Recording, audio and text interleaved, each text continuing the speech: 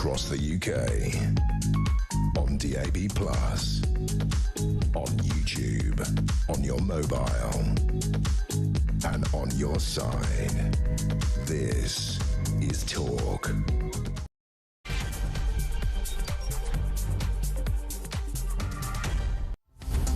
Hello and a very good evening. It is Petrie here with you for the next 3 hours. So much to get through here today. We've got Petrie Hosken, my brother, my big brother, former senior BBC correspondent and also an author. He's coming in at 11 o'clock to go through the papers. Much to discuss. I expect the Suella Braverman defection will be there. It's interesting, isn't it? We were talking about this only last week, is, you know, how many defections from the Tories makes Reform the Tory party and stops it being the new Reform party that everybody thought they were going to get. So it's really interesting to see Braverman go across there today. I wonder how many more will go before the local elections. We'll wait and see. So we're going to be talking about that. Also, of course, don't forget at midnight it is the phone-in, and it is really interesting. All of the news, of course, you would have had to have been asleep not to have seen this, has been about ICE in the United States of America. And we're going to be talking to somebody about that in just a moment and what's going on there after actually it's a third fatal killing in Minnesota, a second fatal shooting. And it's really interesting to see there's a slight tonal change now from the Trump administration, but is it enough as we watch these people, the public, the American public, being swept up in these ICE raids? Donald Trump promised it would be the illegals, the worst of the worst, and yet images of a 2-year-old that's been snatched up, a 5-year-old that's been snatched up, these people protesting peacefully, getting shot, and it's just something that I know you're aware of, ICE and what they do. So the Conservative Party has pledged a £1.6 billion ICE style removal force to deport 150,000 illegal migrants a year. Now that works out to be nearly 3,000 people a week being rounded up and deported from this country. So the question I have to ask you is, do you want to see this? Do you want an ICE style removals force here in the UK? I can only imagine that 3,000 people a week being deported. First of all, I cannot see that happening. But second of all, I can only imagine that mistakes will be made. And nobody, I'm not saying that criminals or rapists or, you know, people like that who have come from overseas should remain in this country. I absolutely don't believe that's true. But my fear has always been that innocent people get swept up in these broad statements. But I do want to hear your view on it. And if you don't know much about ICE, then stick around, because we're going to be talking about it. But it's just this interest to me that the Conservative Party has pledged this. Reform has also said they're going to get rid of hundreds of thousands of people as well from this country, and they've also talked about a sort of removals force. So that's what I want to talk to you about. Do you want to see a more aggressive removals force in this country, as we are seeing with Donald Trump's America? Is that what you would like in this country?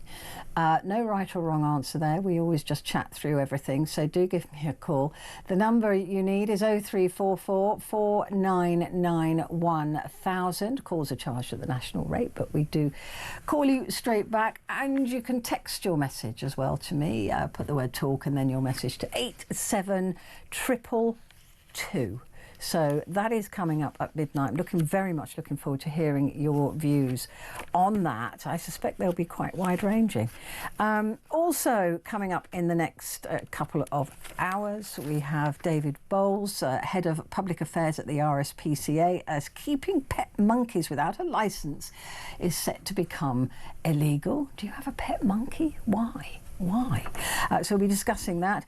Duncan Gardam joins me as well, security analyst and international terrorism expert, as we analyse really how dangerous these women and children could be to this country who have been quietly repatriated from Syria. So we know by now that 6 women and 9 children have been repatriated, and that 29 other women and children who hold or have held British passports are still housed in the Al-Roj camp in northern Syria. Of course, Shamima Begum being the most famous or infamous of them all. So just what kind of danger do they really pose to this country as they're released? We don't know where. We don't know where they're living. Presumably they'll be protected from us ever knowing who they are and where they are. So that's all coming up. But first of all, US President Donald Trump has today sent his border czar, Tom Homan, to run ICE operations in Minnesota.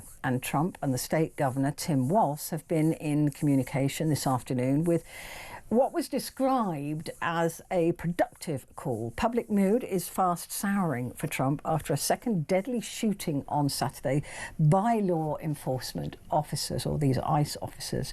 Federal agents killed US citizen Alex Petrie, the second Minneapolis protester murdered in the last month, the first one being Renee Good. Republican lawmakers are now pressuring the administration to fully investigate the circumstances of his death. And I don't know if you've seen the video, but I do want to caution you. It is out there, and this is coming from an ex-war reporter.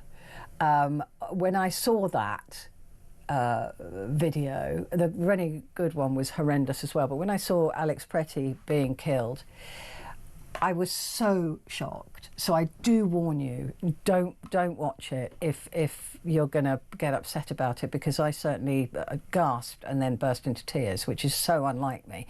But it looked to me to be so shocking and so egregious that I just couldn't believe I was seeing this from the United States of America. It was absolutely shocking. So I am going to caution you now, if you're going to go and have a look at it, please be careful. Well, as you know, on this channel, Republicans abroad make an awful lot of appearances, so I decided to flip the switch. And today we've got George King, Vice Chair of Democrats Abroad UK, to discuss this. George, it's so good to meet you. Thank you very much indeed for joining me. Thanks for the invitation. Yeah, it's good to get a little airtime in here. No, with, along with the Republicans. You will be back. Trust me on this program at least. Listen, let's knuckle down into this. I barely know where to start, but has the worm turned, do you think, with this latest killing? Well, it certainly is starting to feel like that.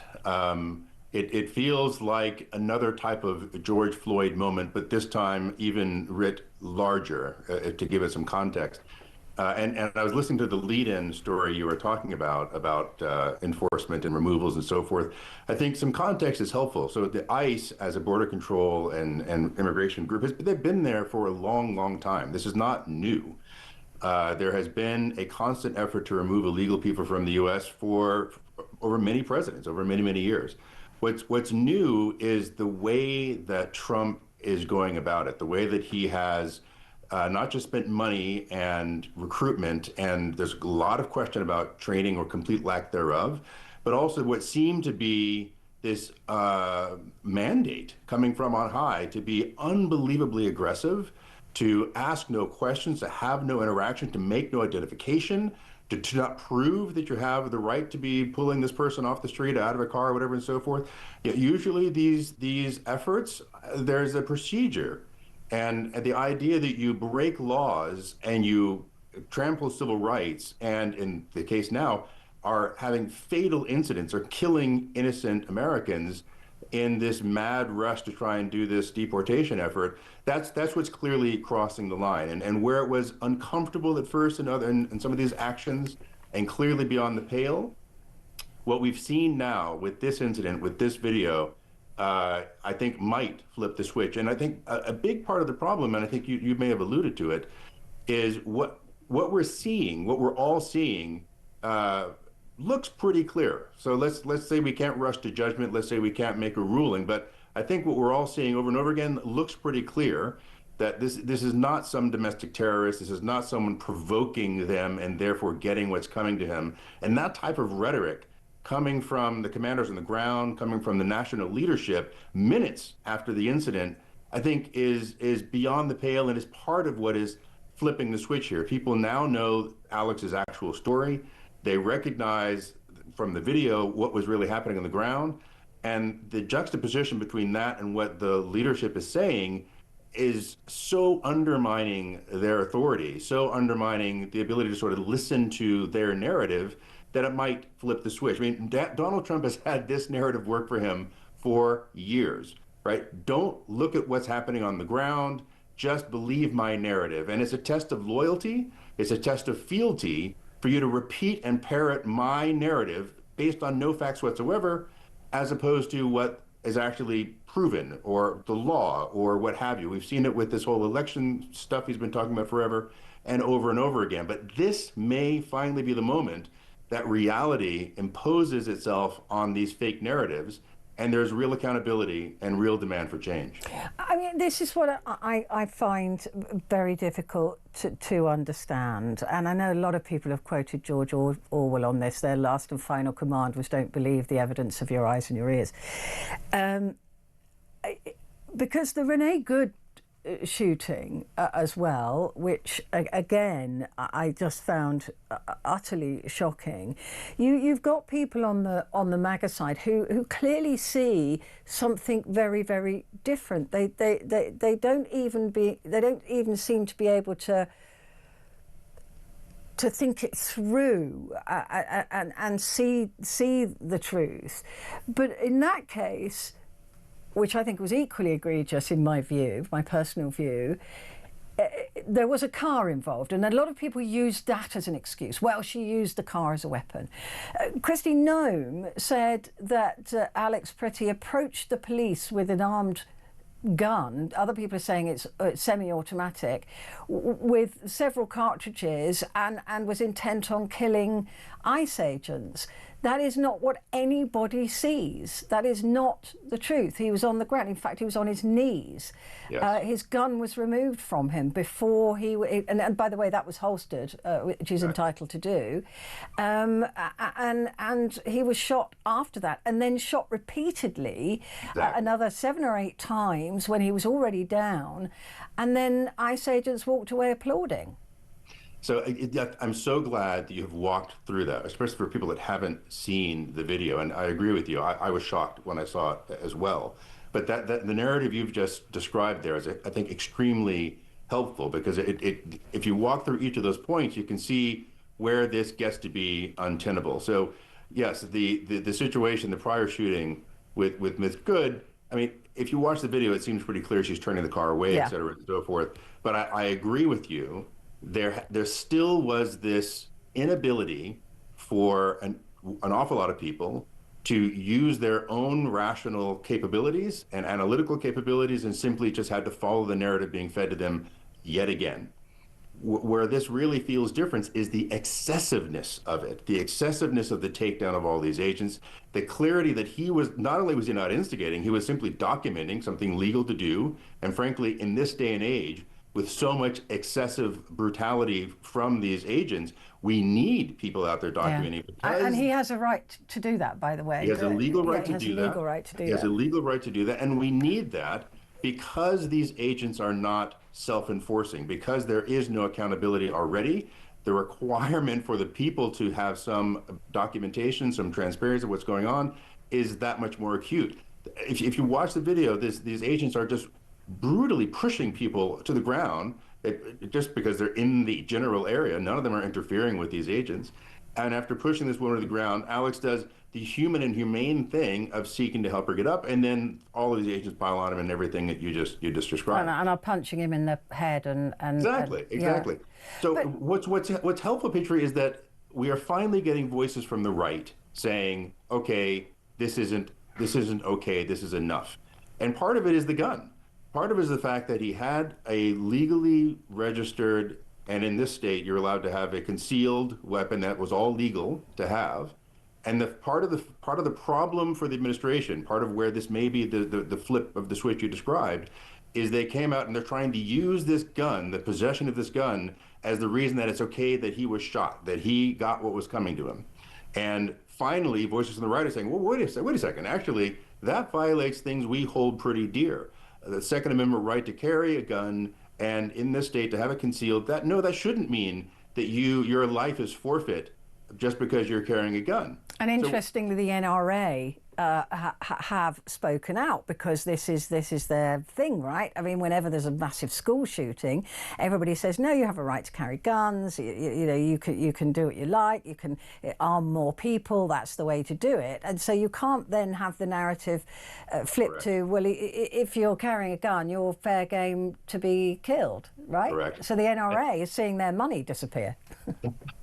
I think if you parse this, there's three issues going on here. There's a legal issue, there's a moral issue, and there's a political issue. And the legal issue is one that a lot of us are talking about. Did he have a gun? Did he not have a gun? Where was it? What were the agents within their rights? Did they overstep? Was it an illegal killing? All this is a very legalistic set of conversation points, and it's important because it's about accountability. It's about who now has to stand up and take responsibility for the death and killing of this young man. So the legal questions are important, but they're not the only questions. There's a political question here. The reason this is happening is because Trump is trying to strong arm a whole bunch of Democratic states only, by the way, into bending to his will. And he keeps doing this over and over again. And it was revealed immediately after this event, again, when Pam Bondi sent the message to Governor Walz saying, hey, we'll pull all these guys out if you give us all of this illegal, it's incredibly sensitive voter registration data, we'll pull our guys out. This is very clearly not about immigration enforcement. This is a political browbeating, intimidation, and is costing lives. And forgetting that the political element there and just focusing on legal misses the point. I think the last part is the moral, which is ultimately regardless of what the legal findings are and who goes to jail or who doesn't or whatever, I think people recognize that morally things need to change. There needs to be a different kind of enforcement, a different kind of accountability, a different kind of transparency, and that moral argument overlays all of this. Do you trust the FBI to do, under Kash Patel, to do the right work on this shooting? And also, by the way, there's no mention yet of an investigation into the Renee Good shooting that I've heard. Yeah, so I think it's very difficult for the agencies involved in the incident to self-police, which was the first thing we were hearing. And I'm quite sure, I don't have personal knowledge, but I'm quite sure that within the FBI and within many law enforcement agencies, local, state, federal, there are still a huge number of incredibly effective, incredibly honest, incredibly hardworking people that are trying to do the right thing and trying to uphold the law. But they're being overridden by leadership, which is showing no morals and no understanding of our laws, and therefore are impeding the ability of these groups to do their job. And in fact, they're often firing people for no reason, simply because they were doing their job previously. Right, so just because some former agent was investigating something, which was their job, this administration comes in and fires them. They're perfectly capable, incredibly talented people for doing their job. So there definitely has been an erosion of capability at the FBI and many other places, but I'm quite sure that there are still enough capable people to conduct proper investigations if they are allowed to do so, if the leadership doesn't undermine that process. If Donald Trump, Kristi Noem and the like, I mean, I wish I had longer with you because I was asking about whether she's going to get impeached or not at any point in the future, but we will talk again. But a lot of people have suggested that this was an experiment on a massive amount of force. I mean, we've seen these ICE agents in other cities, blue cities across the states, but this has been something else, like a punishment for never voting for Trump or whatever some people might think. But if this fails for Trump, does that collapse this across the US, or will he just set up somewhere else? Will it just go somewhere else? The circus will move on. Well, obviously, I don't know. I'm very happy to not be in the mind of Trump. I think that would be a very scary and difficult place to navigate.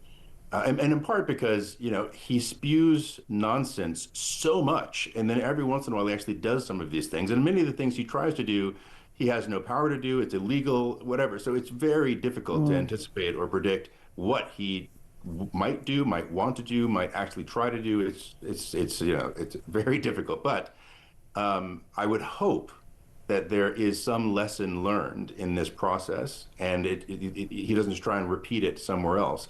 But frankly, this shouldn't be about what Trump wants to do or doesn't want to do. Our system of government has checks and balances built in for a reason. And what we've seen is they've failed, though. Exactly, but they failed voluntarily because the people that should be playing their role, especially the Republicans in Congress, controlling Congress, have abdicated. They've instead kowtowed and just said, okay, we're not going to do what we've been elected to do, what our constitutional role is to do, to actually hold the administration accountable for these actions. Are the Democrats doing enough, though? I mean, I get so frustrated as an observer of what's going on in America, and I'm a reasonably close observer to it. It just feels as well that the Democrats are being too polite, that they're sort of suggesting, well, wait till the midterms. We'll beat him then. There may not be midterms with this president. We don't know. And it seems like you guys are just being so nice, polite, and you're thinking you're dealing with a politician when you're not. Yeah, I know that feeling, and I hear that from people, and it's an interesting balance because you can't become the thug just to beat the thug, right? So if you believe in the rule of law and you believe in process, you're going to still follow the rule of law and a process. You're not going to just put your own masked agents on the street to offset theirs, so there is some element of, I wouldn't call it politely necessarily. It's about following rule of law. And I think the Secretary of State... But he's not following the rule of law. That is true. So part of what needs to happen is there needs to be an enforcement, and as opposed to all of us stop following the law. I think, but your comment about the Democrats, I think, is worth noting, because who is that, right? So Mondami is saying something very different than Governor Newsom, saying something very different than Chuck Schumer. We have lots of voices. They all are playing very different roles. With different objectives. Are we doing enough? I'm sure we could do more with more people, with more votes, with more money, and we're trying to do that now. There's a lot of mobilization happening, and I think we're already being effective. You saw us winning a lot of elections last year. We had a big night last November. Yeah. So there is progress happening, but it's slow. And maybe not always visible. Are you winning, other Republicans losing? A little bit of both. A little bit of both. We'll but Trump sucks up so much of the media time, no one can talk about anything else. Well, I tell you what, George, if you'll come back, I'll definitely have you on this programme again. Thanks very much. It's been a real pleasure to meet you. Thank you. George King there, Vice Chair of Democrats Abroad UK. Quick break, back in a sec.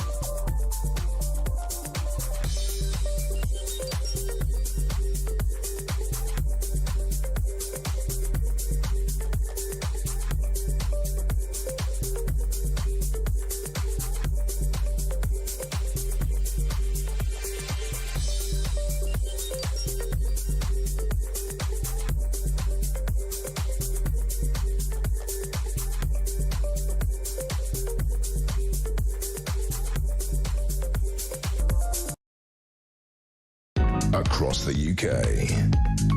On DAB+. On YouTube. On your mobile. And on your side. This is Talk.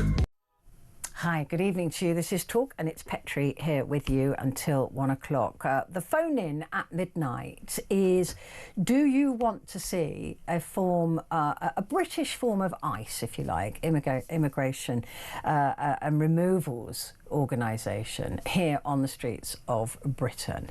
The promises that are being made at the moment are with the Tories, 150,000 people, at least 750,000 removals across a 5-year parliament, so 150,000 people in 1 year.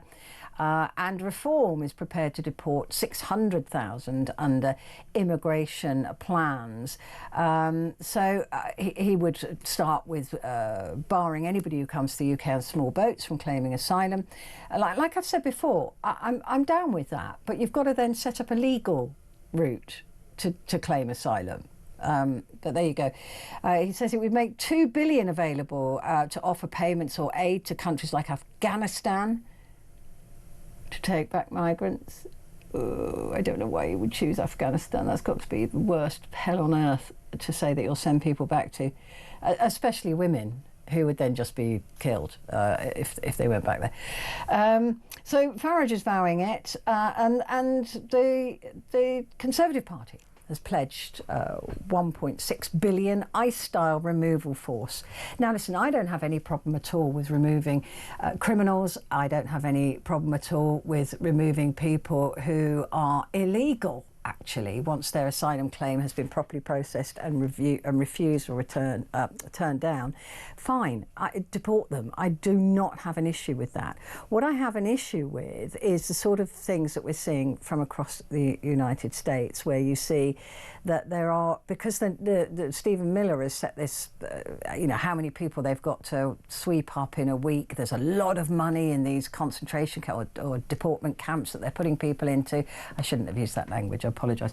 These deportment camps that they're sending them to. There's a lot of money, a lot of private money in these things. And my concern is, like the prison system, is if somebody's getting paid per prisoner, there's nothing in there to stop people from becoming prisoners, right? So my concern is they start doing what ICE is doing in America, and that is just profiling by skin colour. And then, take them first and ask questions later. That is not the way it is meant to be. Is that what you want to see on British streets? Do you think that's what we need, actually? Come on, we've been too soft for too long. We've not taken into account all these illegals. They've got to go. And I accept they've got to go, but how do we get rid of them? How do we do it? And do we do it in the way that America is doing it at the moment? Many of you will agree with what Trump is doing. I'd like to hear from you. Give me a call, 0344 499 1000.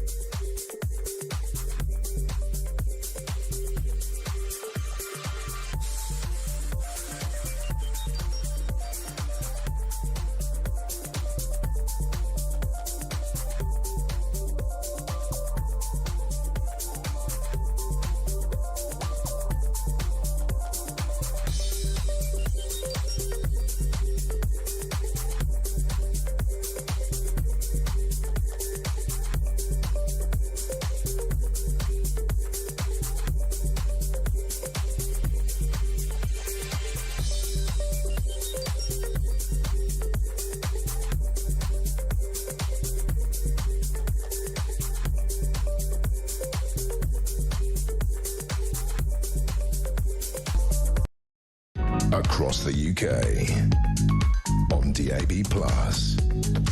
On YouTube. On your mobile.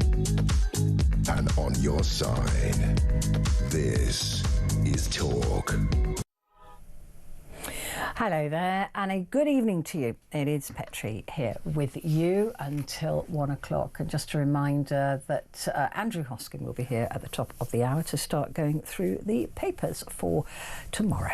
Right now, though, Duncan Gardam joins me, who's a security analyst and international terrorism expert. As according to the director of a Syrian camp, Britain has quietly repatriated Islamic State-linked women and children who were held alongside Shamima Begum in Syria. So how dangerous are these women to the UK?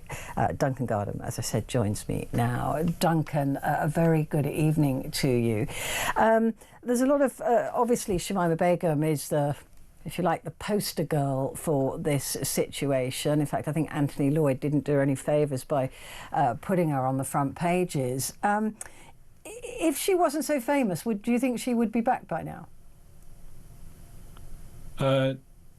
Well, that's a difficult one, actually. The answer is probably no. The British government has taken quite a hard line towards former ISIS fighters. That's the men involved, of which there are at least a dozen in these camps. And has taken a similar approach to the women.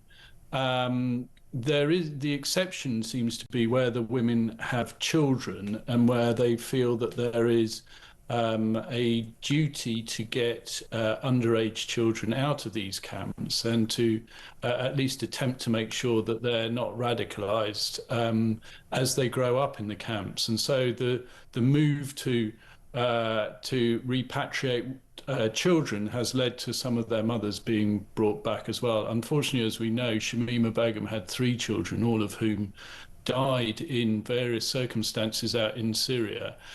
And that means she doesn't fall into that category. Not only that, but they have stripped her citizenship, her British citizenship, so she's no longer considered a British citizen. And that goes for a number of other women and men that are detained, although the British government doesn't give us any figures or names or anything. So really it has been down to journalists like Anthony to go out and find out who these individuals are, where they're being held, and whether in some cases they've recanted and in others perhaps less so. When we look at the women that will be coming back, though, it's 6 women with 9 children between them and 29 other women and children who hold currently or have held a British passport at some point.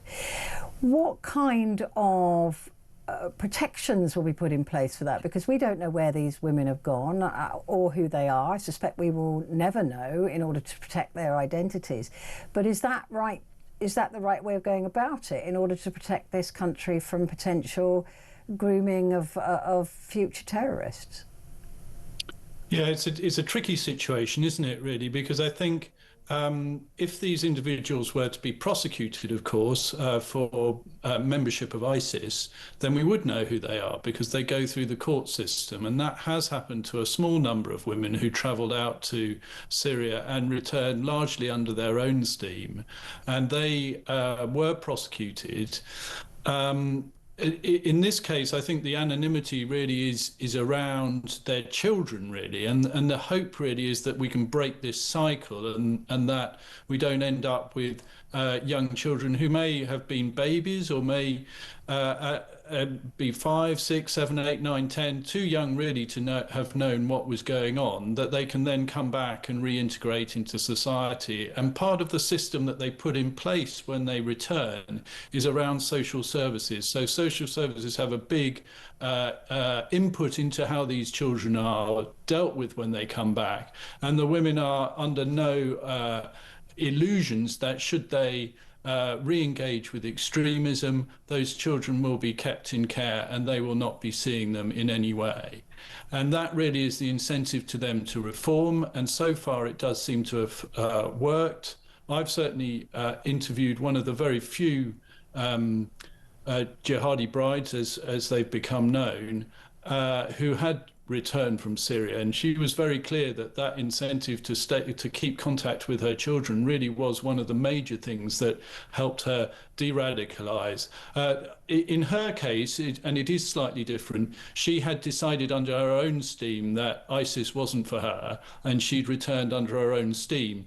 These women are different because they were there right at the end in the last stand that ISIS maintained. They hadn't left, and there had been opportunities to do that, albeit very difficult to do so under your own steam as a woman.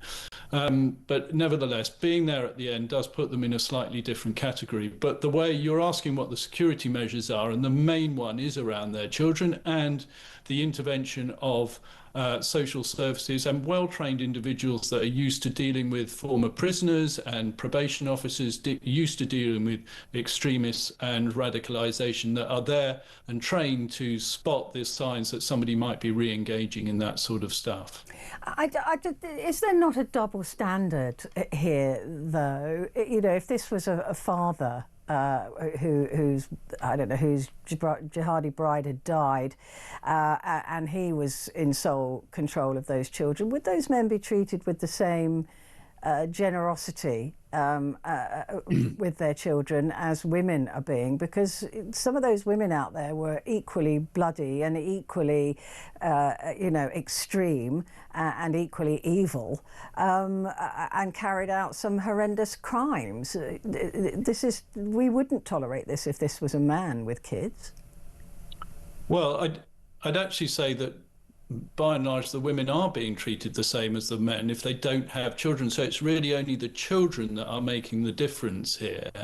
The argument that the women have been involved in the same sort of thing is a difficult one, really, because the women are not going around with AK-47s in their hands, shooting at people or. No, but they were brutalising other women, and they certainly were complicit in legal terms with the behaviours of the men there.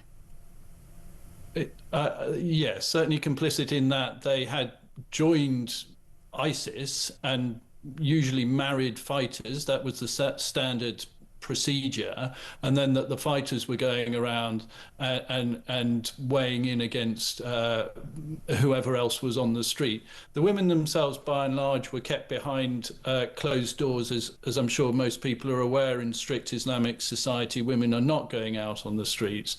There was a morality police where some women were involved in, but very few, because few of the British women spoke Arabic, so they weren't particularly useful out on the streets in that regard.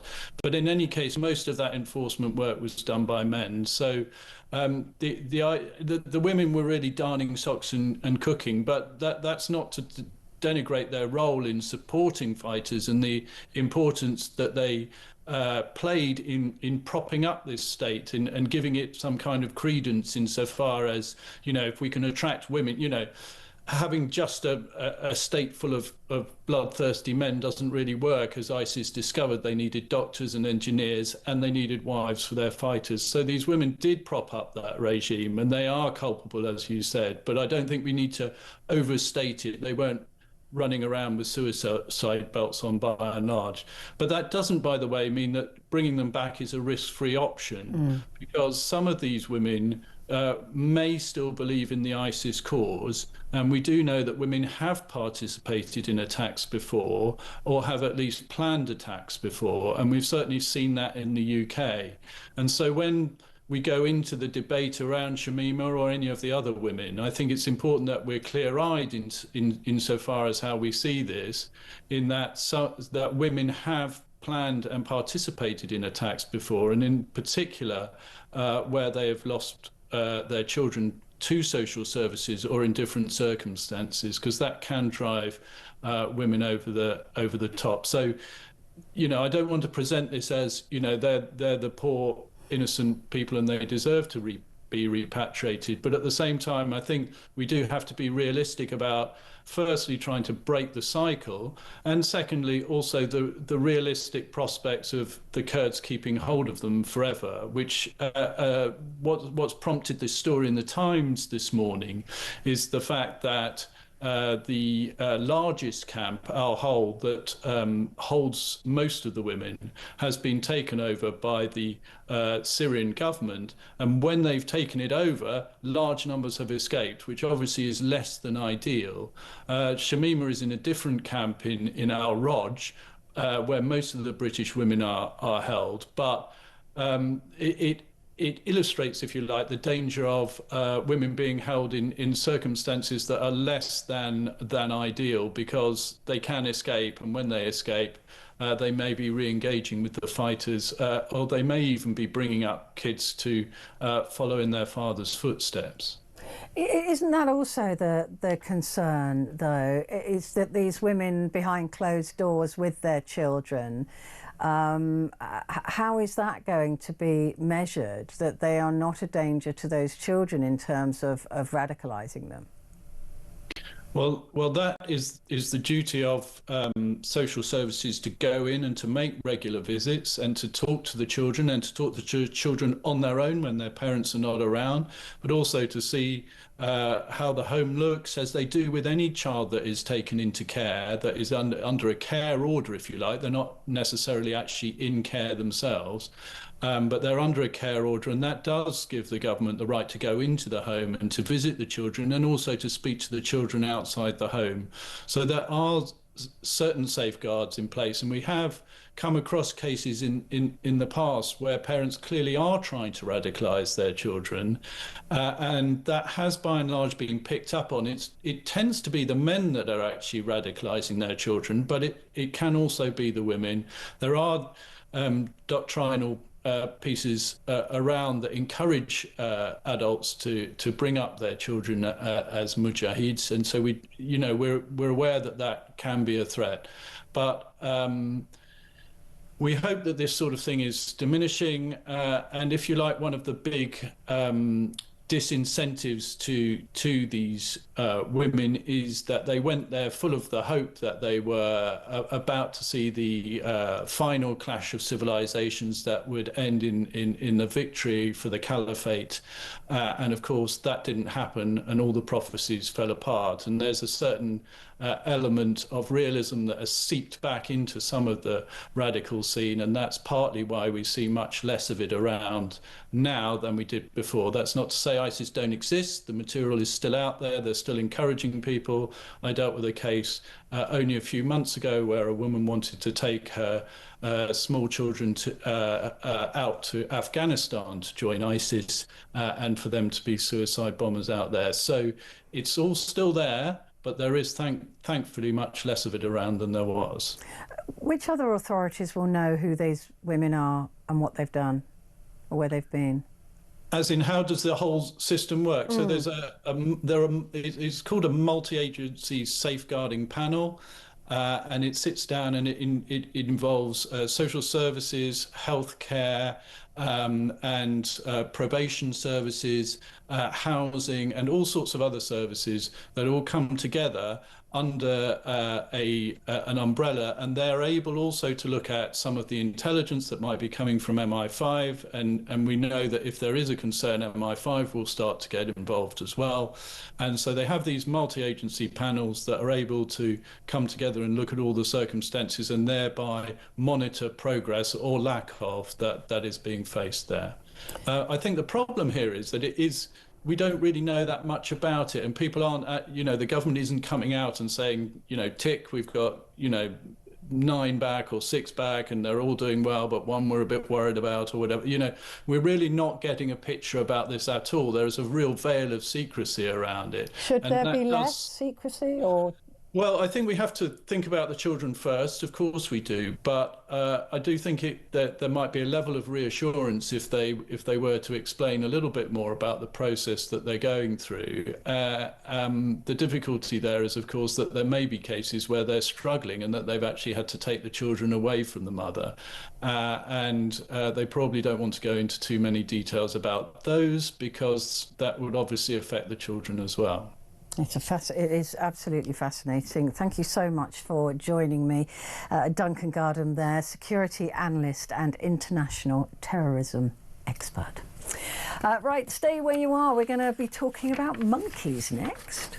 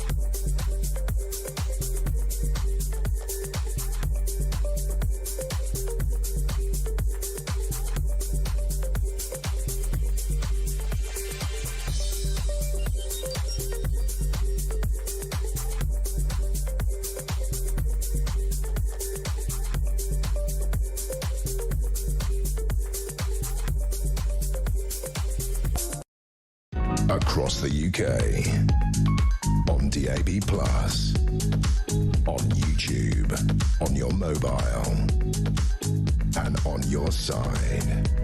This is Talk. Hello there, this is Talk and it is Petrie here with you until 1 o'clock, and just a reminder that at the top of the hour my big brother is here. He is a former senior correspondent at the BBC and an author of several books actually. So he's going to be here going through the papers for tomorrow. Before that though, keeping monkeys as pets, why? Will become illegal from the 6th of April as new legislation comes into force. It is believed that over 5,000 primates are kept in UK homes, and so far only 3 licence applications have been received by local authorities.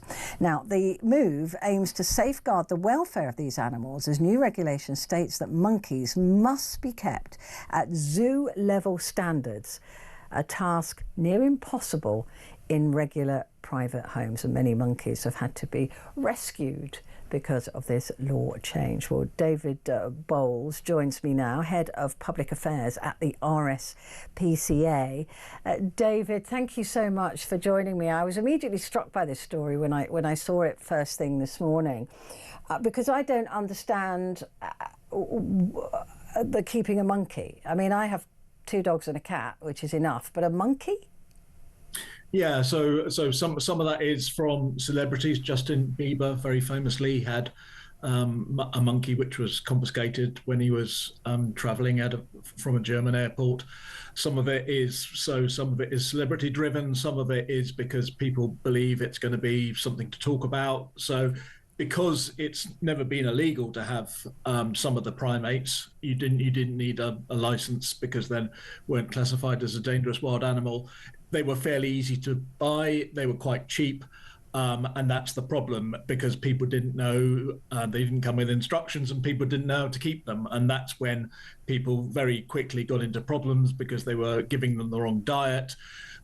They were not keeping them in the right cages. They were keeping them in cages for parrots and very small environments. They weren't giving them the necessary ultraviolet light, so they were suffering from bone problems. And that's when we persuaded the government, listened to our arguments, and decided to make the keeping of primates illegal unless you know what you're doing.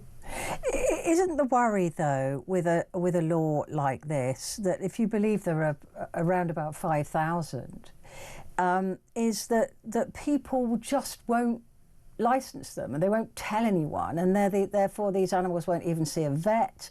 Or, I mean, could this backfire? No, so you're absolutely right. We have no idea how many primates there are in private collections. We believe there are 3,000 to 5,000, but obviously that's a guess. We believe that many of those are being kept in inadequate conditions at the moment.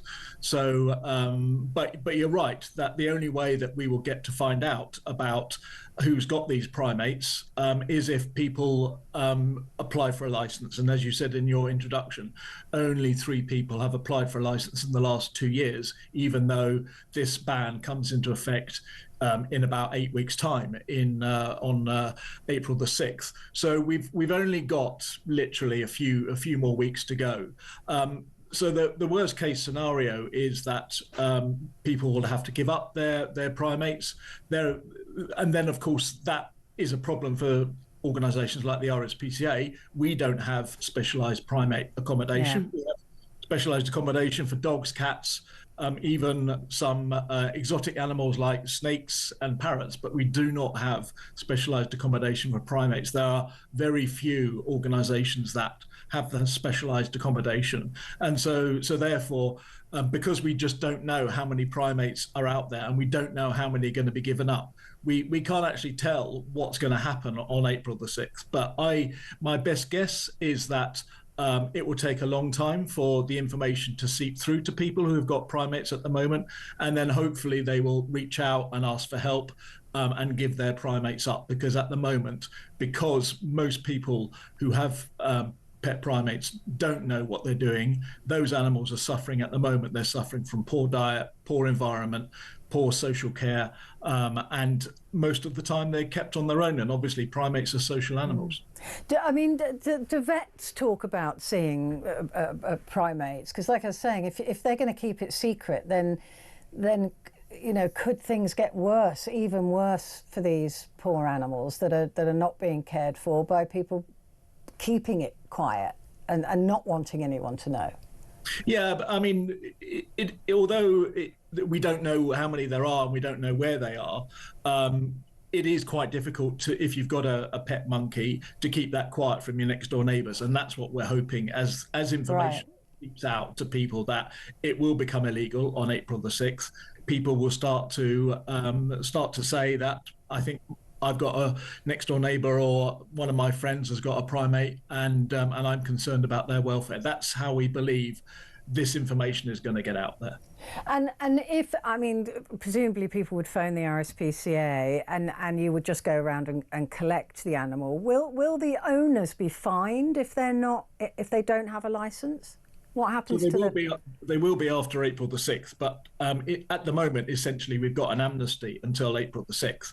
The legislation went through in 2024, and it was a 2-year phase-in. And the reason why it was a 2-year phase-in was to give people enough time to give their primates up, or to improve their accommodation. Now, only 3 people have applied for a license out of, say, the 3,000 or 5,000 primates that are out there. Not very many have given up their primates in the last 2 years. And so we believe that you need more information about this to get out, that this is a problem. But hopefully people will reach out and ask for help and hand their primates over before April the 6th, because after that they would be breaking the law.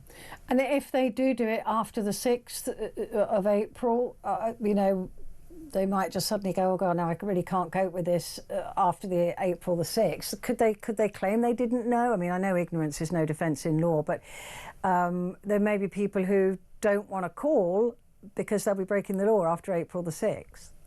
Yeah, because it's been such a long phase-in period, 2 years is a very long time for a new piece of legislation to be phased in. And the reason why the government did that 2-year phase-in was because they wanted people to understand that the law had changed. There has been quite a good bit of publicity about this, and particularly amongst the environment that primate keepers know, there's quite a lot of chatter, I believe. So I think that most primate keepers do know that this is coming down the line. I think that they are oblivious to what's going to happen, but from the 6th of April they will be breaking the law. And obviously the RSPCA and other organisations are there to help.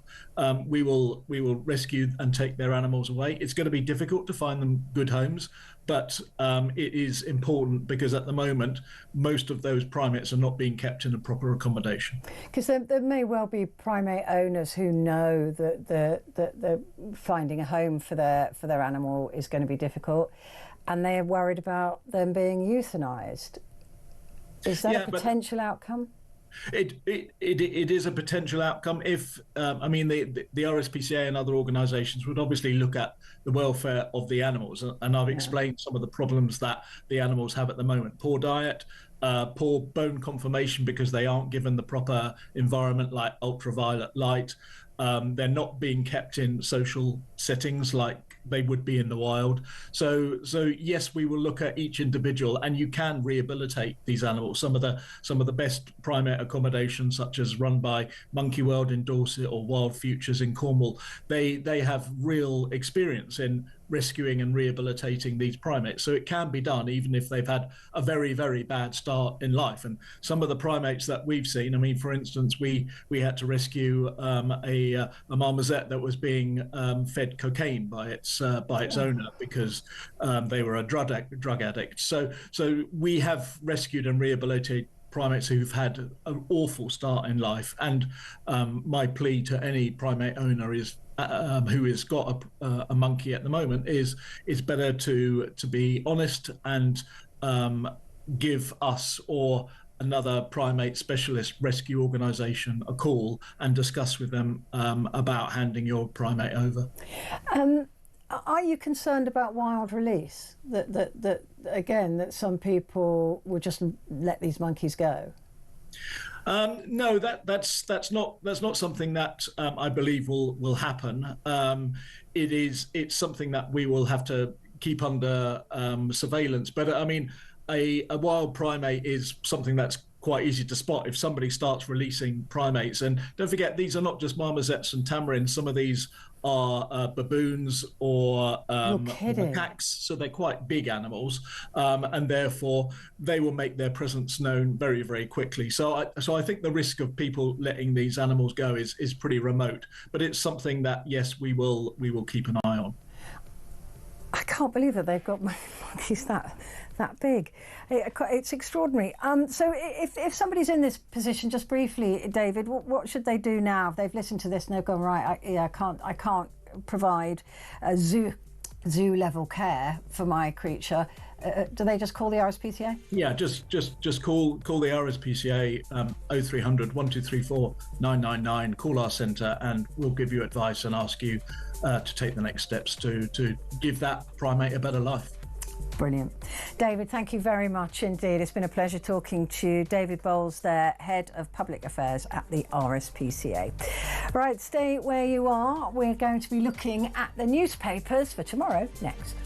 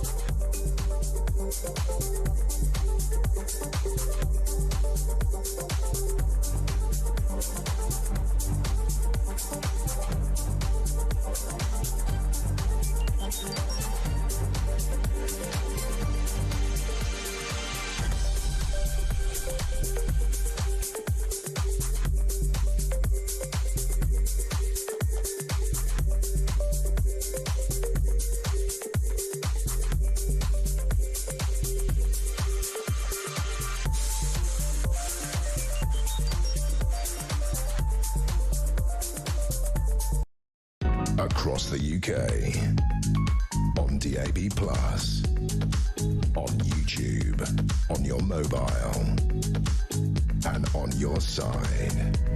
This is Talk.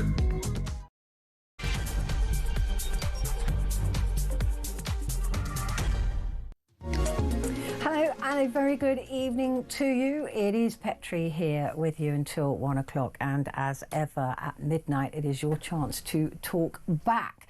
And I wonder if you've been paying attention to the American news, the news coming out of Minneapolis, Minnesota in the US with regards to their immigration enforcement unit, ICE, and whether you support that or not, because the Tories have pledged 1.6 billion, they did this back in October, for an ICE-style removal force to deport 150,000 illegal migrants a year. That is around just under 3,000 a week. They're talking about, there was no specifics about this, of course, but she said, where will they go to? Miss Badenoch said, I'm tired of all these irrelevant questions about where they should go. They'll go back to where they should or to another country, but they should not be here. They will go back to where they came from. The new removals force that she will unveil will replace the existing Home Office immigration enforcement and will be given broad new powers, including being able to use facial recognition without warning in order to spot illegal migrants. It'll be given a further 1.6 billion a year from the existing 820 million a year, increase the number of removals annually from 34,000 people a year to 150,000, which would represent at least 750,000 removals across a 5-year Parliament. Reform also is planning to deport 600,000 under immigration plans. They've suggested it will be prepared to deport those migrants over 5 years if it won power in the next election. Not many details on this, but of course the Immigrations and Customs lot in America said that they were going to go after the worst of the worst, the very worst criminals, drug cartels, all of those people. That's what the American people were told.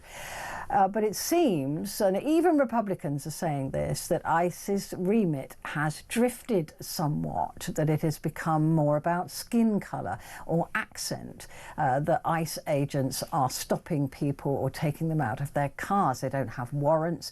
Often their faces are covered. And of course, we've seen those appalling shootings in the US, which has caused Donald Trump now to slightly pivot from the language he was using when Renee Good was shot in the face 3 times.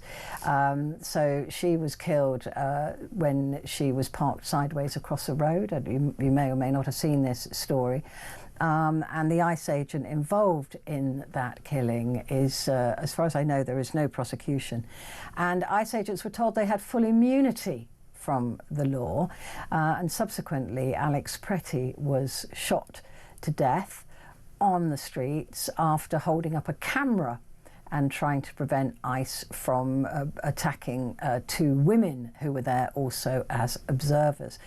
He was shot a number of times. It ranges between 7 shots to 10 shots, all of which were administered after his legally carried gun was removed from him. It is very hard to see how he was a threat to anybody whilst kneeling on the ground, being beaten by at least 5 or 6 of these so-called ICE agents. This has created somewhat of an issue, as you can imagine, in the United States, and Donald Trump has sort of slightly backed off from the narrative and the rhetoric that he's been using for the last while on these ICE agents being in these cities. So it's just, for me, if there's an example we can look at, we should look at it, right? If there's an example, and you go, well, we're not America, we don't have guns, we won't have this, we won't have that. Fine, you could be right. You could be absolutely right that we would never go that far, that we would never arm these deportation agents, or whatever they're going to be called here, that they wouldn't have the authority to do that. But they don't really have the authority to do that in America, despite what the administration there tells them. But I'm worried about drift, and I'm worried about it not being about removing the worst of the worst, that it would drift in the way that it has in the US. There are people in the US who have got legal asylum status. They are legally going through the process of asylum, and they are being taken, some are calling it kidnapped, from court as they leave their court-appointed appointments and being disappeared. never to be seen again. They are doing it legally. So I think that when we see this happening somewhere else, that maybe we should question whether it could or should happen here. So my question at midnight is, should we have our own ICE agents here on the streets of Britain? Give me a call, 0344 499 1000. Calls are charged at the national rate, but we do call you back. And you can text me your message as well. Put the word talk and your message to 87222. All right, here now to discuss this and the papers for tomorrow is Andrew Hosken, former senior correspondent at the BBC and author, and my brother. I have to be honest about that. A very good evening to you. Hi, Petrie. Yep. This story with ICE, and I'm already seeing some of the comments and some of the calls coming through, it's largely supported. What, the idea of having sort of an ICE removals force on British streets? And I guess, look, the thing is that we would think that there would be more constraints around a British force. Yeah, I mean, I think what's happening in America is just so unprecedented. It's difficult to think of it as being America. It just seems extraordinary. It really is. We've seen two people being filmed, being shot. Rennie Good in her car, appearing to sort of drive away from someone being shot, point blank range in the face. Not being allowed to have medical assistance from a doctor who was apparently her heart was beating for 8 minutes after the shooting, and nobody went to help her. And then we saw those horrific scenes with Alex Petrie. I mean, when you look at these proposals by Reform and the Conservative Party, it's sort of, part of you is thinking, well, are they just sort of chasing votes? Are they just sort of going for the same constituency, sort of out doing each other on the we're being tough on immigrants thing, which I sort of get.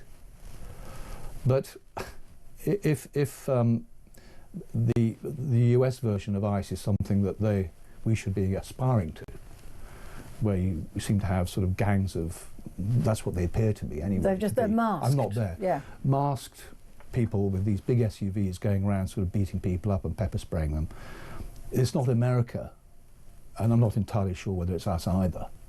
So it'll be interesting to see how these things play out. I mean, Reform also, advocating Doge.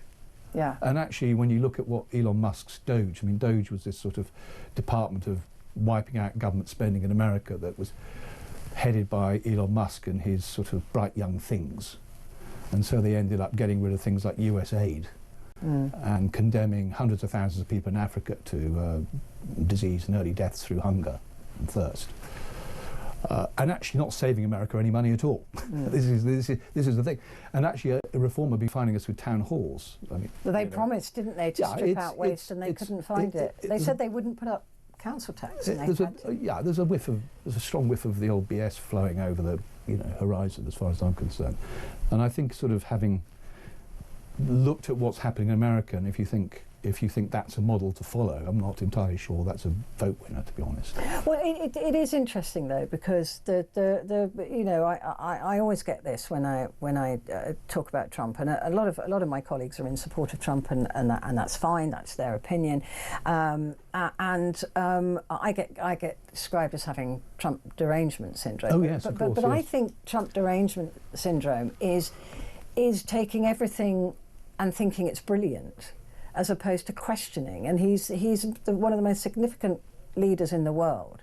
And if we don't question what's happening, then that becomes something else. That is our job, to question. Whether I like him or not, it is irrelevant. He needs to be held to account. I mean, one of the most sort of alarming aspects of this story as a journalist, or as just a human being, which journalists also claim to be occasionally, well, I like to pretend I am, anyway sometimes, is that people see what's happened on social media. They can see the footage of what's happened, people being shot, they can see it for their own eyes. And then you get these spokesmen and the press officers for Donald Trump saying that's not what you saw, they were terrorists, or they were brandishing weapons, which Alex Petrie clearly Clearly wasn't. But they know it's being filmed. They know that it's being... But this is the issue that I have, and this is the most alarming aspect of all, because if someone's been shot under whatever circumstances, then there is an investigation. There are police shootings in America. They are thoroughly investigated. The cop has his guns taken off him. He's put on administrative leave. Yeah. And not allowed to carry a gun. But that's not happening here. No, it's not happening. It's not happening here. What you're getting here is the administration saying, well, that's not what you've seen, they're terrorists, blah, blah, prejudging what's happened. Within hours. Before an inquest, before a police investigation, before anything like that, which is the proper procedure, which is the proper way to investigate a death. If something like that happens in Britain, I mean, one thinks of poor old John Paul de Menezes, who was the Brazilian plumber, electrician, who was shot by the Metropolitan Police in the wake of the 7/7 attacks in London. Yes, it was a cover-up and a total disgraceful thing by the Metropolitan Police, but in the end there was an investigation, there was an inquest, it was properly done. In the end, the commissioner, who was commissioner at the time, was forced to resign. So this is what happens in normal societies. You may agree with or disagree with how ICE has conducted its duties, but if someone's been shot, killed, all the rest of it, there has to be an inquest investigation. What you're having now in America, which is what is so chilling, I find, is that is all being brushed away, and that you're being told to accept a version of reality. It's the Orwellian. Yeah, it is. The first... The final command. The first command of the party was to ignore the evidence of your own eyes. And this is a bit of a hackneyed, poor old Orwell, but he did come out with some brilliant phrases. But nevertheless, there's a taste of that, isn't there? And people, even people who voted for Donald Trump, who were a MAGA or whatever, and for goodness sake, just look at the footage. There's plenty of angles of the footage, and so you don't have to take one version. It's clearly not AI. No one's claiming that, but you're getting these characters, some of them quite preposterous, like this, these characters from ICE. Greg Bavino, who is from sort of central. He dresses up in a Nazi uniform. Well, I wouldn't go that. I mean, people have described his trench coat. Yeah. I think trench coats, if you're 5'2", are best avoided. Probably. I do. But nevertheless, they don't cut very edifying figures when they're sort of saying, well, they're terrorists, when you not only see the footage, but their CVs are produced. So he's an ICU nurse. An ICU nurse who worked for the veterans, and I don't get this sort of carrying guns around and thing, but that is America. It is the Second Amendment. People are allowed to carry guns. I wouldn't want to live in a society where that is allowed, but nevertheless that is the case. And in a way, the sort of MAGA crowd have been hanged by their own petard with that, because they said, oh yeah, the Democrats against the Second Amendment, and people should be allowed to carry guns, except if they're anywhere near ICE agents. Yeah. So, but there is the way that the administration have responded to the killings, I find almost as chilling and as worrying and disconcerting as the events themselves, and I think that's my big takeaway from it. Yeah, I couldn't agree with you more. And Kristi Noem standing behind a podium that says "one of ours, all of yours," which was a Nazi phrase. Well, it's just not a very sensible thing for a statesperson to say. I mean, and let's if something has happened in the heat of the moment, and people aren't very well trained. I mean, this is the other aspect that's coming out. That's what I suspect. So for goodness sake, let the investigators investigate it, and the coroners investigate it, and then comment on the verdict. You do not comment. You just don't, not in any proper country that's properly run, comment on a killing that's happened before anyone's reached proper adjudication. No, absolutely right. But if there were to be an ICE-style deportment force, as I was just saying, they wouldn't have guns. They wouldn't be allowed to carry guns. That's not something we do on these streets. And would there be guidelines put around them? Would it be, look, we know there's Albanian gangsters who are, trafficking women and children and putting drugs onto our streets. There's nothing wrong with deporting them. I don't have an issue with that. My worry is that slippage that we've seen very quickly happen in the US, and the numbers that they're talking about. Why isn't if they're that easy to identify, you just arrest them? I mean, for goodness sake, these numbers are just being by reform and concern. I mean, we just know they're being plucked out of thin air. It's politics. It's not reality. It's these people say, oh, we're gonna do this as well, and we're going to deport X number. It's all nonsense. I mean, it's just pie in the sky. They are just competing for voters with each other. None of them have actually put on paper, you know, what these forces would be, what powers they would have, what Act of Parliament would give them these powers, how they would fit in with the police, how they would fit in with our customs and excise officials as they are now. We have customs people who are very competent. You meet them at the borders all the time. So none of it, it's just like someone scribbled something out on the back of an old envelope. I mean, you know, what are these proposals? It just strikes me as just politics. It's sort of obvious politics, and they're just sort of competing for, oh yeah, well we can, well, you say we can deport, you know, we'll deport 1 million, well we'll deport 2 million. Who are these 2 million people? I mean, by their very nature, they don't know if they're in the country, how many they are anyway. No. So how they can put a number on it. And if they know they're criminals, this is the other thing, if they know they're criminals in order to go and deport them, then why are they being allowed to be criminals anyway? Well, I mean, a lot of the, as we know, a lot of the people from the European Union who are criminals, we don't know, because thanks to Brexit, we walked out of all the databases that we used to share with Europol and other organisations that told us if anyone was coming from France or Belgium or Poland, if they had a criminal record in those countries. So we walked out of that. So, I mean, you know, I just wish sometimes journalists would say, yes, it's all very well, but, you know, what is this? You know, what would it look like? How many people would you employ? Where do you get these numbers from? And then we can talk sensibly about something. But there's a lot of these politicians, they think, well, you know, we'll just say this now. They'll go out on social media, people say, oh, that sounds great, we'll vote for you. And then 24 hours later, they're coming up with something else. I mean, this is the problem with politics generally. It's just like, you know, it's appealing to an attention span of a particular period of time, and then they just know that social media, the news agenda, will just take, so they'll be interested in something else in 24 hours time. Tomorrow, isn't it? It is a bit, yeah. Right, let's take a quick break, Andrew, and we will be back in just a moment.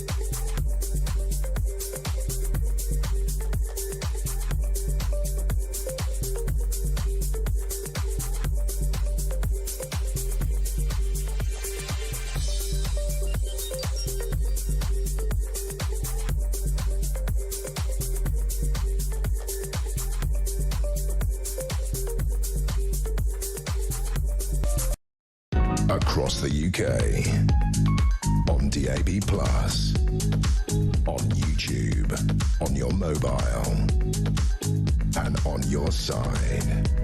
This is Talk. Hello there, this is Talk, and it is Petrie here with you until 1 o'clock, and with me is Andrew Hosken, former BBC senior correspondent and author and journalist, and my brother. So, just to be completely open with you. Now, we're going through the papers now, Andrew, and a big story on the front page of The Sun.